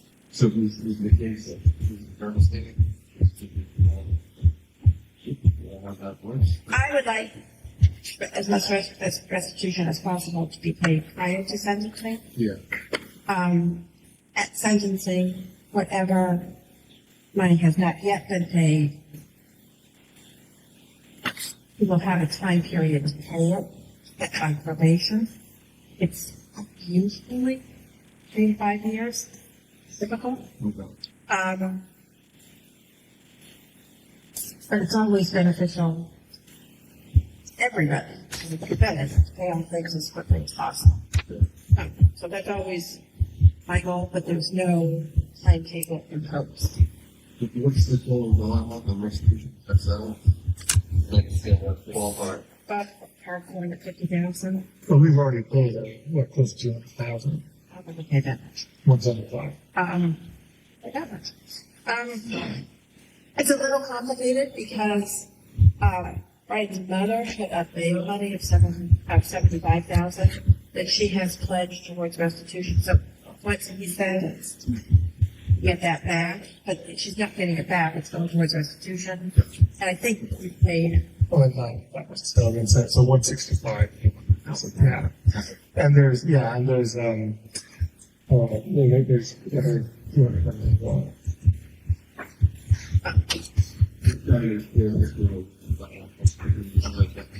right. Just so you know, Anna's main thing was like what we were going to DC. And the reason why I couldn't was because it's not resolved. She was like, "When you come to DC, then we'll just pay that bill." And I was like, "It doesn't exactly work that way." So the monitoring that everyone is sensing. So we're supposedly it would have been cool in October. Things like school. He says that when you get that something that you for I went down to Cohasset town and got here and I opened up at the local bank. It was a still bank in the United States or Massachusetts. And I thought, oh, it's great. I'll have a personal account there. I never used Hingham Savings. But all the restitution money went in. I took, so I put it all in there and wrote the check out. So that was the whole point of that. But Ana never did anything with that. Yeah. No access to it at all. I never was in place over a year. Possibility that she had an account that you didn't know about? Would that surprise you? It would surprise me. Yeah, it definitely would surprise me. But I mean, it's possible. When she got the JetBlue card, she told me she was getting it. So Going back just to what the other just the sentence, is the possibility that you could be incarcerated while tripping this? possible. Possibly. Yeah. So on the table. Of 6 months. Yeah. But that was not, that's all been put under suspense because of this. So that's also definitely. Because, But- I mean, it's one thing if I'm not gonna take care of the kids until you got, for 6 months. Yeah. It's no way. Yeah. But also, I mean, Ana and my mother both lost their minds. They were not having it. So Back in the day, well, after 6 months. all of this, because we've been living apart for so long, so then why did we do all of this? Why do we struggle this much? I mean, the cost of this house and running to a townhouse and all the traveling and not being together. She was really being very upset when I talked to her about it. Did you guys discuss the plan for the kids if you were to go, say you were to go in for 6 months, like We discussed the plan of the kids going to DC without me. Yeah. And we discussed that on September 1st because we only got this house for 6 months. Yeah. I had said, maybe that's not a good idea. I don't know how long I won't go to see you or the children. And you'll be all by yourself. There will be room on the of support. But, we decided to do another 6 months here, which ends March 1st. Now, as we had a difficult holiday season because of, not being able to see each other and her mother's illness and having to go to Belgrade, take a vacation there, not here, I said maybe it's time to send the kids, get a smaller place and we'll have to figure it out. And she said, well, let's discuss it. We're supposed to discuss it, for the new year and especially after the news that Tracy gave us a few days before.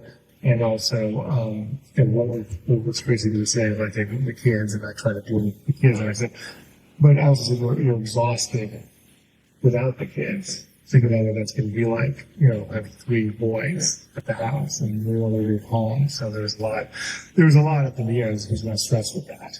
Yeah, that's a big life change. So what, Dominique over there in DC? We were thinking of moving Robin. Robin is relatively new. We were going to ask her if that would work out. When she was in Serbia, she asked a few people if she was going to fly them in maybe. Her mother and my mother can no longer support the kids. They're just not in shape. They were a few years ago, and now it's just not possible. She's like, "You bring my mother," and I was like, "Your mother's like she can't last."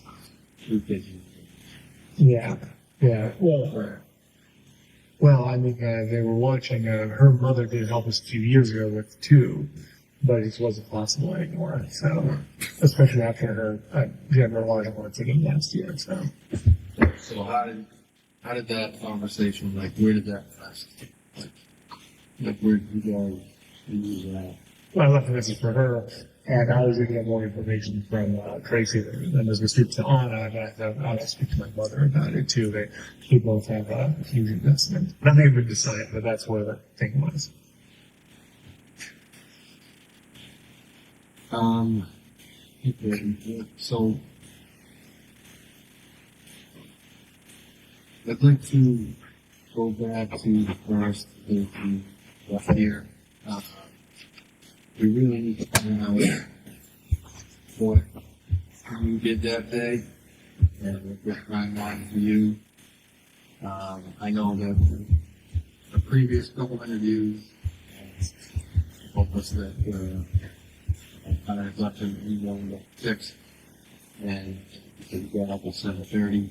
Yeah, a little after 7. 7:30 with breakfast. French toast, yeah. That's the previous. Yeah. Yeah. Not to get any kick or anything. Yeah, right. Why don't we just start at when you got out of bed? Yeah, of course. So we were getting out of bed, and then because Brian wakes up, then I came down. I didn't change in Brian because I was in the Williams room. So sometimes, like I said, I'm supposed to in the morning, I don't always. And then William was still asleep in his room at the time, and Brian was up. Brian likes to come down the stairs himself, so I got down, and then Thomas was on the couch. They started wanting to leave early for work. And he's like, yeah, I already know. I said goodbye. He's like, all right, French toast time. So Brian came down. I made the breakfast and, I emptied out, cleaned up after some of the stuff from last night's dinner, emptied out the dishwasher and that stuff. And then I went up to get William and bring him down for breakfast. So then we had the breakfast, which is the kids love the French toast on days off. And then was it coconut melon was I think what I put on for the kids. I think that's what it's called. Yeah. Yeah. So there was that. The kids had their iPads too, as you know. There was a lot of new toys that we were playing with. So that was most of the morning. And then the phone at the time, I think I emailed, I made sure it was in so Zach and Daniel, who are, we basically work at the world in contact every day, so I wanted to know that my phone wasn't working in case something was coming across to let them know that I can only get emails on it and my mother. So those are 3 emails I sent out. I was going to send out more, but I just didn't have time. But I think the phone show up. So Robin came in. And the kids were excited to see Robin. And then I got ready. I hadn't gotten ready at all. I showered and everything like that. So and I had time from 3 to 9 to leave the house. And it was to go to my mother. But I had to go out and get the milk and the juice and some other things. Mainly the milk was the reason why I went to Shaw's. And then I came back and set that up. So I left at 4 instead of leaving at 3. And then I drove up and saw my mother, and then a couple errands, CVS and Whole Foods was the main things that I remember. I talked to her, the usual stuff, made sure everything was going well, and then I drove back. That was my main. That was the main thing. I got back, at 8 or something like that. In your house the rest of the night? Yeah, that's it. So my times are pretty strict. So I'm. You call, I'm 100% compliant on this. Right. So when you first left the house at, July? Yeah, around a little after 3. I think you were warning I might have gone to Walgreens. I might have had some baseball cards for Thomas or something like that. Yeah, I only know about it because of the fresh balls. Barnes and Noble is the place they get the baseball cards too. So you don't off the wall. I do go to Walgreens a lot when I'm next to Shaw's. Yeah, so I don't recall. I was pretty focused on making sure I had notes. Okay. So then after that, you Yeah. while you're here. Oh, I just got the stuff in the fridge and basically told Robin I was heading out. Checked on the boys and things like that, and then I was gone. And but directly home. Yes. What was that with that issue? 330 there. That's right. You were Paradise and Swamp Center.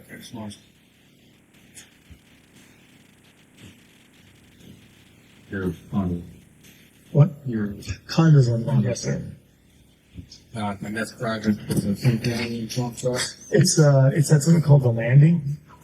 It's like a apartment complex or something. What year is it? 1320. Okay, so you were directed on what route you travel? It was a little difficult because I got lost because I didn't have the GPS. Okay. So it took a bit longer. I went the wrong way, and then I came probably. So what did I do? Because I noticed it was about 1 a.m. like 1, and then we came across on 114 or something, and then was able to get up to what's it called? The swamp sky. So it took you longer than normal. It took longer than that, yeah. How long do you estimate it took to get there?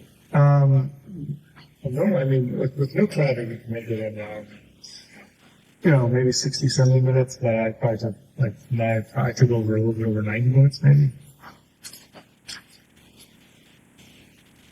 So I was probably there, I was there before 6, but after 5:30. Okay. Where did you get lost? I went on one instead of going on 1A, and I kept driving further than I had to. Right. And what did you do at the also? She didn't know that I was coming because I go on call in advance. So it took a while to get in. She's like, "Who is it?" She's always, she's like, I don't think it's your son. Supposed to be here. She's like, "You didn't call." I said, "I don't know." And she opened the door, and then I came in, and then we just talked for a few minutes. I told her what was going on, and then I discussed if she I forget if I brought stuff at the time, or I don't think so. I think I went back out and brought some stuff from whatever she needed. A couple I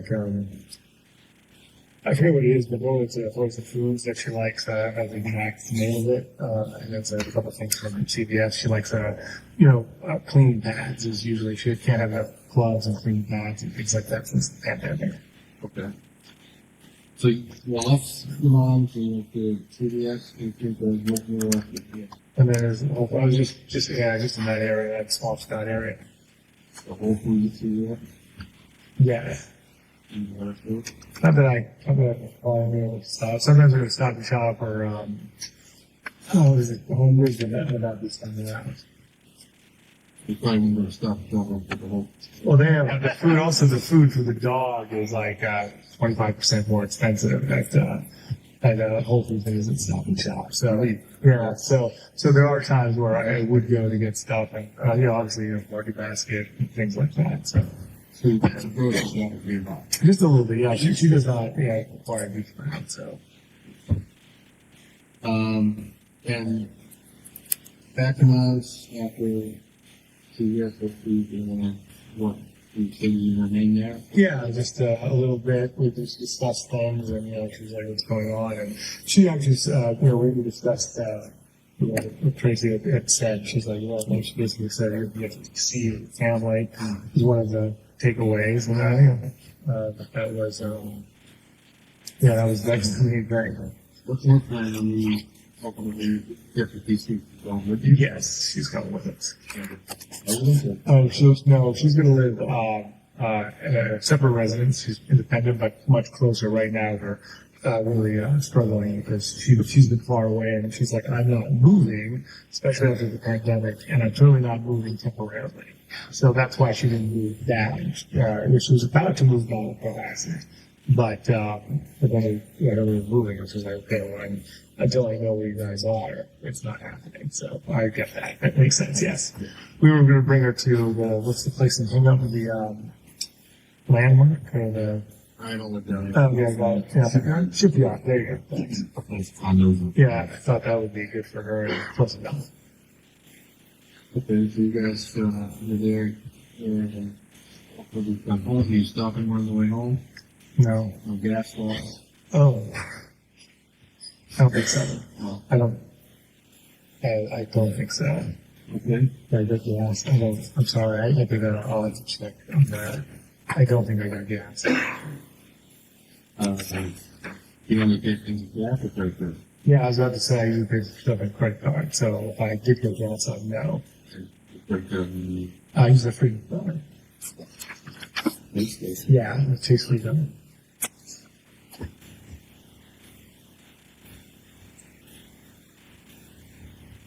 that because then how that was joint. That's a joint account. The Chase account's on it. Yeah.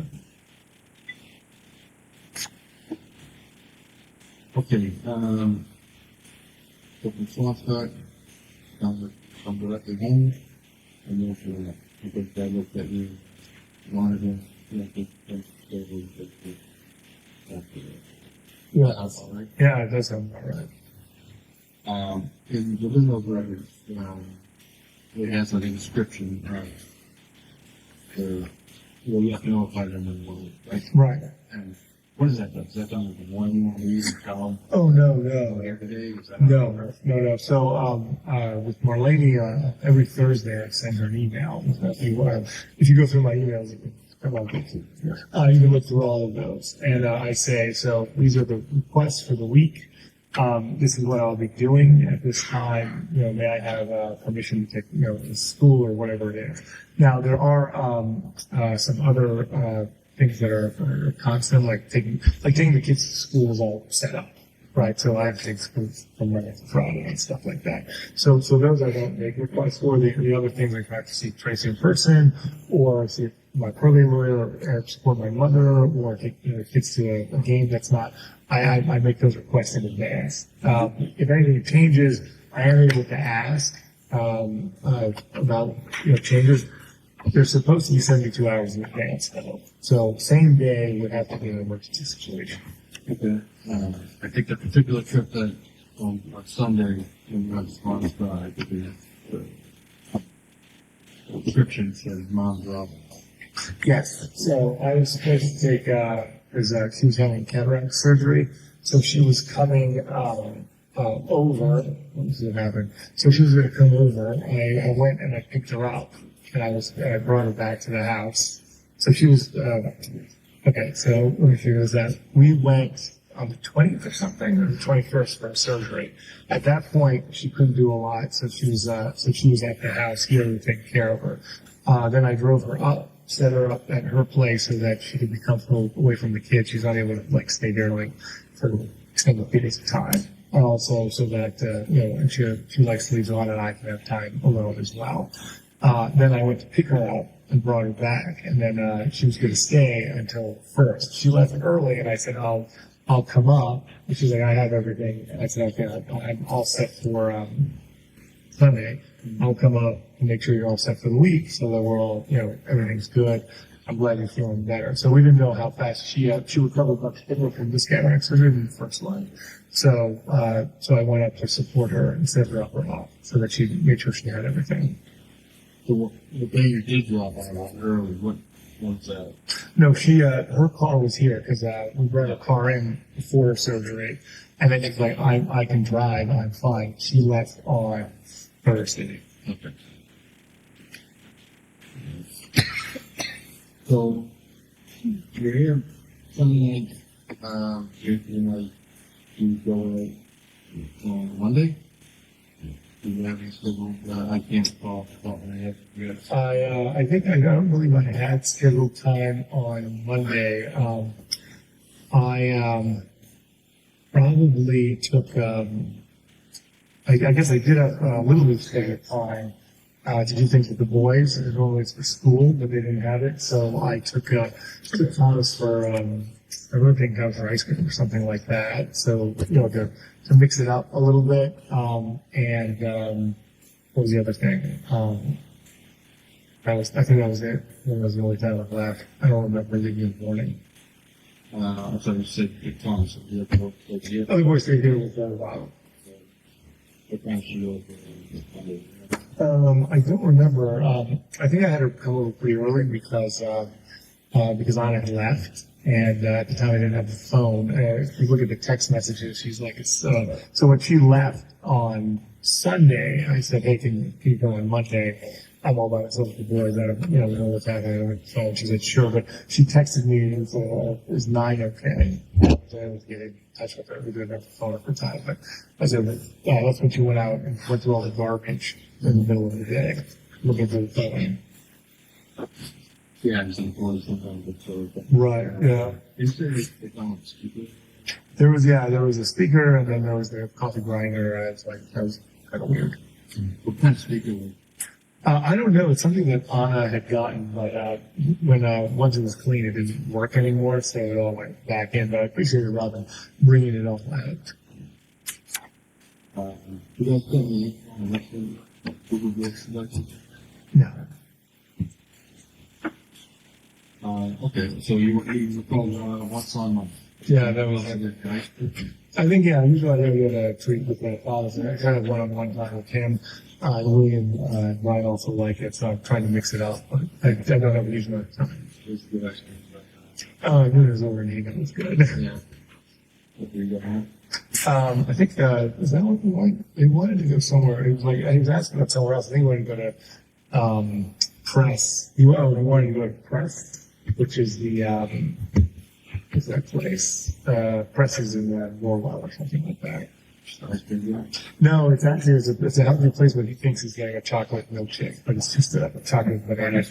I don't know. He figured that he's like, he's found it to be tasty, so I was like, well, that's what it is. So,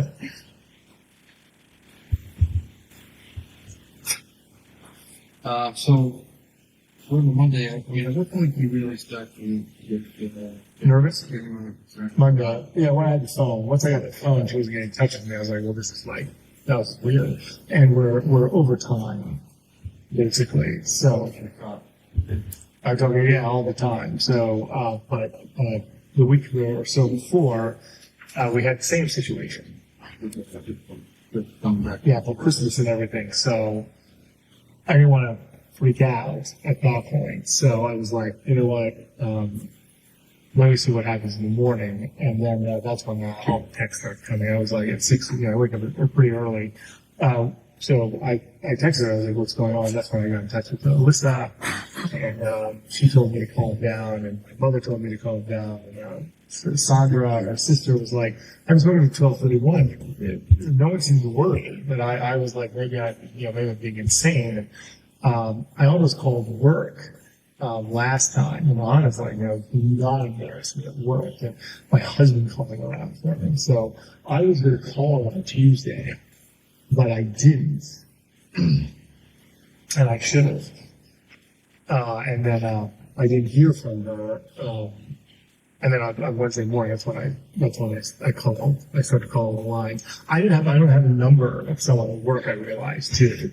So I called I called Mazda building, called Crossing building. I called Jeff Chon, and have his number. While I was looking for that number, Graham got in touch with me and said, hi, is what's going on? And I was like, this is Brian Walshe, his husband. Oh, thank you, sir. Is she there? He's like, is there a problem? And I was like, not if she's at work. And that's when it's all. Wednesday morning. That was Wednesday morning. 4, yeah, like 72 hours. So you're concerned on Monday, Tuesday, Everyone's telling me to calm down. and we're on the phone. And I was going to call work, and the whole thing was like, don't embarrass her at work. And that's why I kept texting. Where are you? I emailed her. I said, this is again. Who's Alexandra? Alexandra's sister. So her name is Alexandra, but Anna has all sorts of different names for her. Alex, Sally, Sally, so all sorts of, so she has a bunch of different names. That's Anna's sister. I saw you gave her the Advisor, yeah. And on the 4th, which is Wednesday, you'd already opened it on the whole. Yeah. But then she starts talking about police. Police, and other criminal, Tell her to wait to call the police, because I was at the time, I was talking to, Petition Inspire people, and the guy Huey was going to get everything in motion. He's the one that said, I'll call, DC, and he met them, and he's the one who calls Cohasset to get everything going, because he's, ex-Secret Service and everything. So I asked, basically, I was going to do it, myself, and he's like, let me do it. And that's the human resource officer, Teresa, who immediately got me in, who called me. She's like, I'm driving over now. I'm going to tune you in with Huey. So I was like, okay. Because I've never filed a missing person report or anything like that. And she said, we have support for you. But there was no delay by doing that. In fact, I feel like things happened a lot quicker. I think things happen pretty quickly after we got the blast. Yes. Right. Yeah, 100%. And I think it was I'm sorry, I think it was person Greg immediately came over, and he got the information down. Then he came over again, and then Huey called me. Greg gave me the person's report, but it was Huey who gave me the report. You think Richard Walker did that? No. Is that? It's, I honestly have been able to leave the group and other stuff. So that's the network. Network. On that, Yeah. Brian's mother. Yeah. Would like to offer a report. Yeah, and I will, rank one of the people I gotta work with, and I think, yeah, that goes both ways, And everything leads generate a lot more time wasting. Exactly. Instead of anyway, she wanted me to bring that. Okay, she spoke to me about it, and I said, "Sorry, Tracy." So, She wanted to offer for the work. but you'll offer. I feel offer more. I will offer it. That's what he wants us to. So that's a starting point.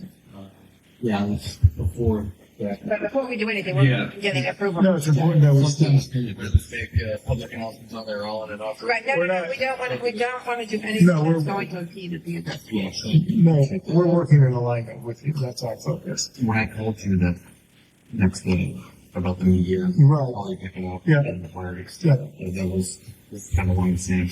Yeah, it hasn't. It's only created more stress. I want to work on the same team. Yeah. The media kind of has their own.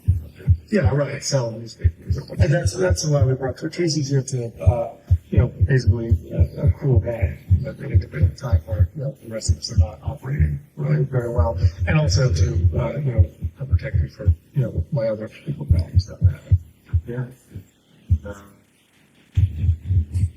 Angle here is to find out. Yeah. We're getting a lot of noise from leads, from everywhere. Do you have any other names? Not something that I was just home here.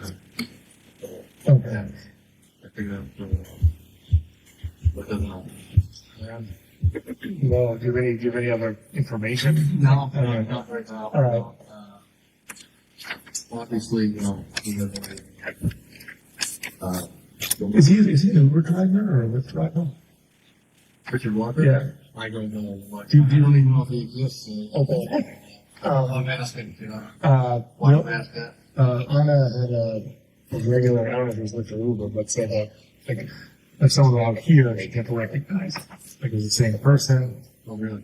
they would come out. I mean, I guess there's not a lot, it's not a high, so 2 or 3, or I don't know how many times, but I never got the person's name.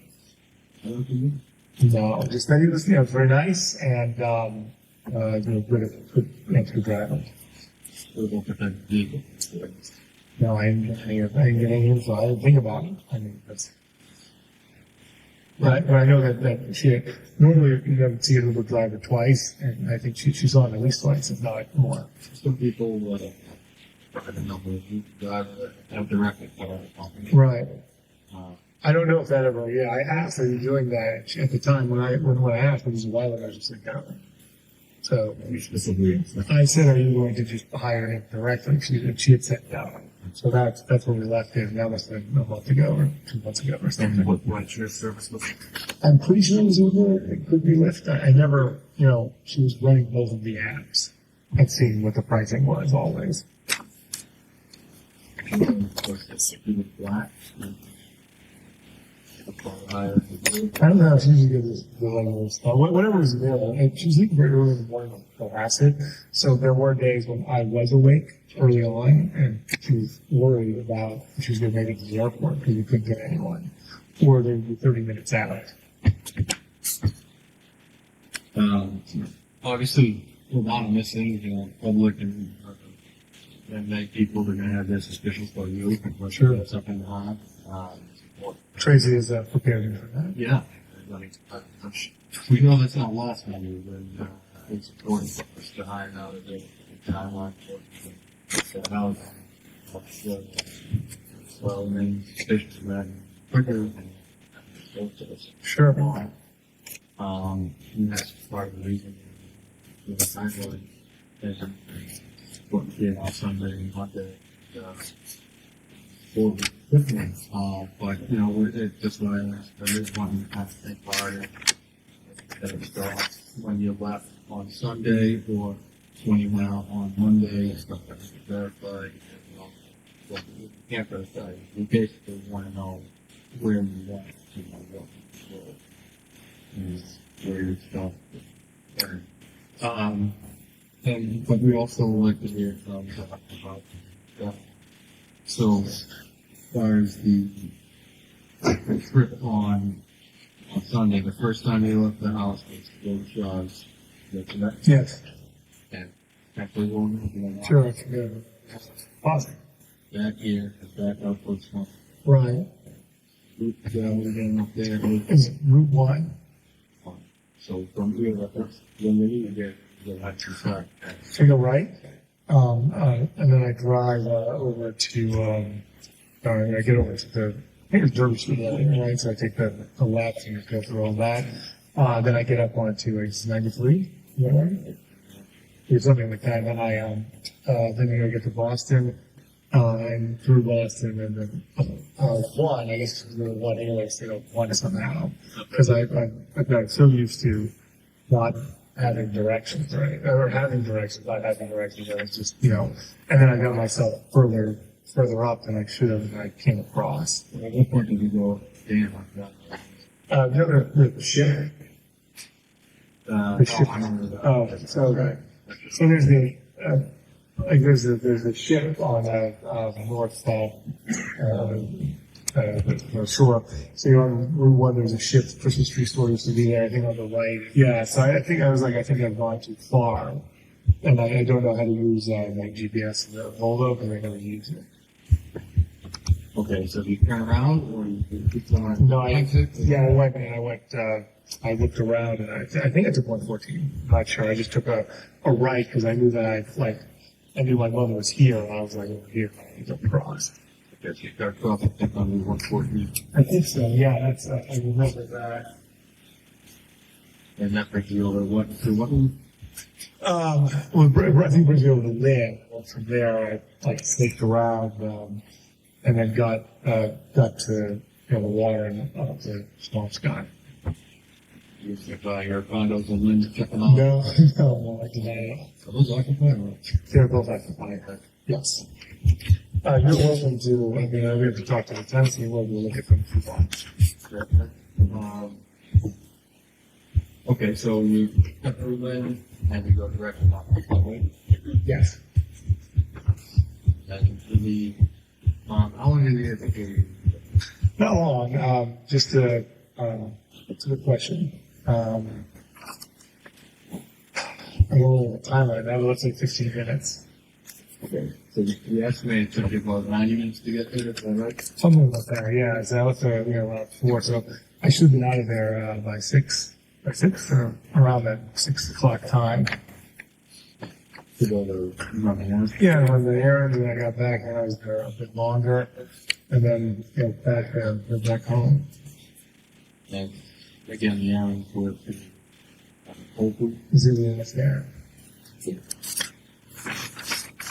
And you had to go to the store because the reason before Whole Foods. Yeah, I suppose we use the Whole Foods, and then CVS uses the wipes, the alcoholic wipes and stuff like that. And don't go I did not say it. I might have got gas, I don't know, I have to check. and for the gas lines, what that is the Yeah. conversation. I was out and out being there for New Year's, and she was like, "Okay, how things going?" I said, "Yeah, it was really a great night." And then she's like, "Is Robin at the house?" I said, "Yes, I got to get back."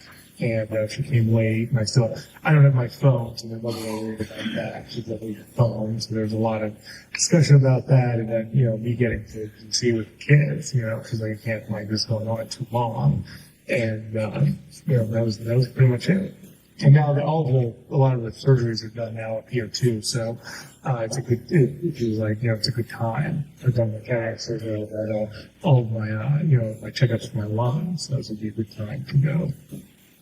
You get to that conversation because on to Yeah, she asked like, "Where's Ana?" And I said she had to go for work, and then she's like, "Well, she's working all the time." And I said, "Yeah." Yeah. Talking about working years. She not happy with that. No, last time on December 24th, when she worked up until 7 p.m. and then she missed the flight on there was I was like, what's going on? And she basically said, you're asking a lot of questions. I didn't know what's going on. I was like, well, it seems really odd that you have to work like so late on December 24th. And she said, hey, I said I was going to take care of it. And then I said, all right. So I didn't want to get into it, especially she was obviously hesitant to tell me that she wasn't going to be able to stay the whole time. So I didn't want to, we had a great night. So I was like, okay, well. And then she also said, I'm going to have more time for Martin Luther King Day, 4 or 5 days. I remember her saying that she's like, let's go to work out. I'm behind. She got sick after coming out for Christmas. So I guess she had to work from home on Tuesday, and she felt like behind for the year. So it could have been that she was wanting to get ahead, but she said that there was something that was important that she had to be at. I assumed, I haven't told you the stories I make up in my head, but if you're interested, I have there's no basis other than what I thought it might be, but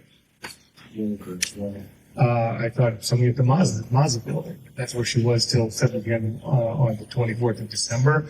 In the morning, she sent me, if you look at the text, she's like, there's leaks, like at 8 a.m. on that. So I assume something must have gone on over there, and she's supposed to live right next door. That's so the fact that she's here and not right next door, and someone might call her and say something like that, she'd be like, well, I have to get over there. And she was always busy on the phone and stuff going on. So, well, she lives. Our townhouse is right next door to the Mazda building, so she can walk over, right? So the fact that she's always here doesn't. Okay, I don't know. I mean, again, this is all of my conjecture. Like, she's like, well, if we were at the townhouse and something went on at the Mazda building on New Year's Day or any time, she could get out, walk over, deal with it, and come right back. It'd be fine. But no, but she manages all the people and stuff there. So, and she's it's an in-person job. It's not something like that she does over the phone and stuff like that. So but again, that was something that that's in my head. Yeah. Why do you think you have to go back to work? Because we lost a lot of time over the holiday season. When did she actually tell you that She alluded to it when she arrived on Friday, and she was busy on Saturday saying that she was running, things were running behind, and then she basically said I have to go back. She kept saying I have to go back early. Then after Jim left, she said I have to go back tomorrow. If you met you, go back after Right. So in the morning, and I was like, well, that's somewhat surprising, but considering the Thanksgiving schedule, the last 2 months, it wasn't surprising because she was supposed to be here for Thanksgiving. That got canceled. And then when she came back on December 6th, she was supposed to be here for 5 days, but she was only here for a few hours. She was supposed to be here for Christmas, New Year, Christmas Eve and all of that. And then that got compressed, and then she drove up, so she's only here from 8 p.m. to 5 p.m. on the 26th. So all of that became a pattern that we were getting compressed on our schedules. That did also do the flights and things like that. Late on, you're supposed to work so late on Christmas Eve. Hard to leave. Yes. No, I mean, I was like, why? Yeah, I was complaining about it. That's the best way to execute. No, I mean, no, I don't think so. I just was like that. I said, who else is working on that at that time? But they, I guess they made a decision to get all of the stuff out of there early. I could see that, corporate style. And she did say, hey, the 24th is a working day in retail day. And that is true. What's her title? She was the regional general manager. Hopefully a problem occurred in one of these buildings. I didn't get underneath her. There's GMs, yeah, definitely. But she... They could. Yeah, that's a good point. Absolutely. Crossing did not have a GM for a long time. So she was playing GM over there. That guy Graham who called me, he's the new GM. And then Mazda was kind of her project. because it was closing, so she was very hands-on over there. For the other buildings, there was less talk about the other buildings. And just so I'm clear on the timeline, she had a flight Christmas morning. She worked late Christmas Eve. Yes, Okay. When did she actually show up at Christmas 8 p.m. on Christmas Day. on Christmas Day Yes. at 8 p.m.? Yes. And just goes straight through. Yes. Well, she mixed her. The flight was canceled. It was like they're canceled, and they're like, maybe we get you out. That's when the whole storm came, and then she just got in the car and started to drive. And I said, no, get rest, which might have been better, but it's very her. That is her. Very like all out all the time. Okay, so 8 p.m. on Christmas, disposing. Yeah. Yeah. You said you didn't sister how you wanted to into your right place. But the deliver, you have to have the sheriff or take care of them. Suspect her of sleeping.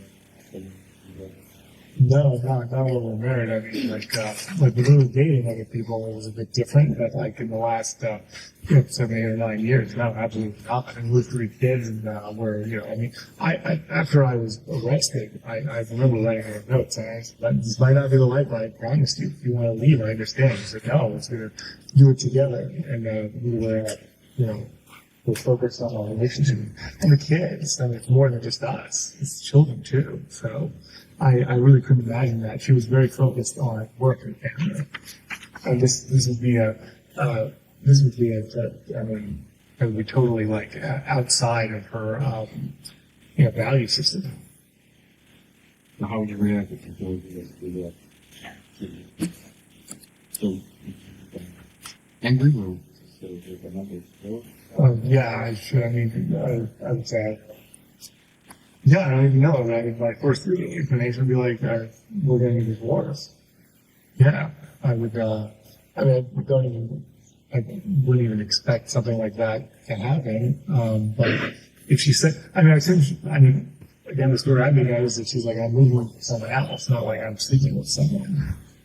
What do you mean? So, Well, I mean, I assume that if something like that happens, she'd say, I'm leaving you for someone else. Not like, oh, I'm having an affair. That would be kind of weird. I don't know. I mean, she's very direct, but when we always have these conversations, I said, I know it's been tough being separated, and she's like, yeah, you have to get to, but her whole thing is like, you and the kids get to DC as quickly as possible. That is not someone who's like having an affair. what do you mean? We've had conversations about, struggles that we're having being apart. And she was like, you have to get to, you and the kids have to get here as soon as possible. Not, there was nothing other than that. That was always her main focus. Is it planks as well? Yeah, there was, it was certainly difficult, but, we did see each other enough and, that we were able to be intimate, on, a regular basis. Not the same as if we were living with someone, but in some ways, we took advantage of the time more than had we been together. I remember her bringing that up. She said, well, when I'm here, like, you definitely make it a priority. Whereas when we were together, you're like, well, we always wait another night, but here we can't. So that was something that we did discuss. But she didn't like this house. That was another thing. She was always complaining like we're a rental. She hates rentals. So. But her having an affair, I just like, it just doesn't make any sense to me. Also, where's the time? She was exhausted. She was always flying. At every moment, she was flying here or working. I mean, sure. Anything's possible. It just sounds. All of the scenarios seem improbable. Certainly that does too. But maybe I only see it like one way. And then who would be with her? It's like, I don't even know.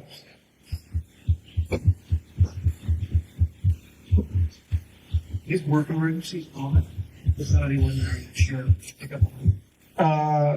Yeah, picking up and leaving was not common. Work emergencies were I mean, maybe the word emergency is being misused, but, upticks or something that, just, like outlier.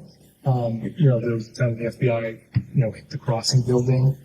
She was, all of a sudden, she was like inundated over there. Then the leaks at Mazda, TJ Maxx wanted to leave Mazda. Like these things that came up that were disrupting her daily work were things that, we talked about all the time, and that it was, was a huge pressure for her, and she didn't have all the personnel in place. Actually, it's to backtrack on something you said. She came home December 5th or early December, you said, and she was supposed to stay for 5 days. Yeah. She came home for a few hours. It was kind of. Yeah, so basically, I guess it was the same thing. She was going to come in on, remind me of the calendar or something. So she was gone. I guess she came on the 7th, which was a Wednesday. And she had left on the 23rd. So 2 weeks in Belgrade. She was going to stay and leave on Monday the 12th. And then she told me she had to leave on the 8th. So it was starting to get used to it. I was like, wow, that's tough. I mean, and we did have I was upset. I mean, 2 weeks, in Belgrade, 1 day here. Kids and I, need more than that. So, Your Honor. Mrs. Gilman, if I could ask you to pause. Your Honor, would it be an appropriate time now, or would you notice? No, pick a time now. Thank you. So jurors, thank you for your attention today. And I know from firsthand experience, and now you do too, how tiring it can be just sitting all day. So think about that. Get some fresh air when you can, either at lunch and get home. Hopefully, from my experience. I'll leave you today reminding you of the 4 obligations that you have and that I expect to know you will be obedient to them. First, don't do any research about this case. Don't speak to anyone about this case. Don't access any social media or news media, and continue to have open minds. Think of you as sponges in the jury box, taking in all of the information that's provided to you.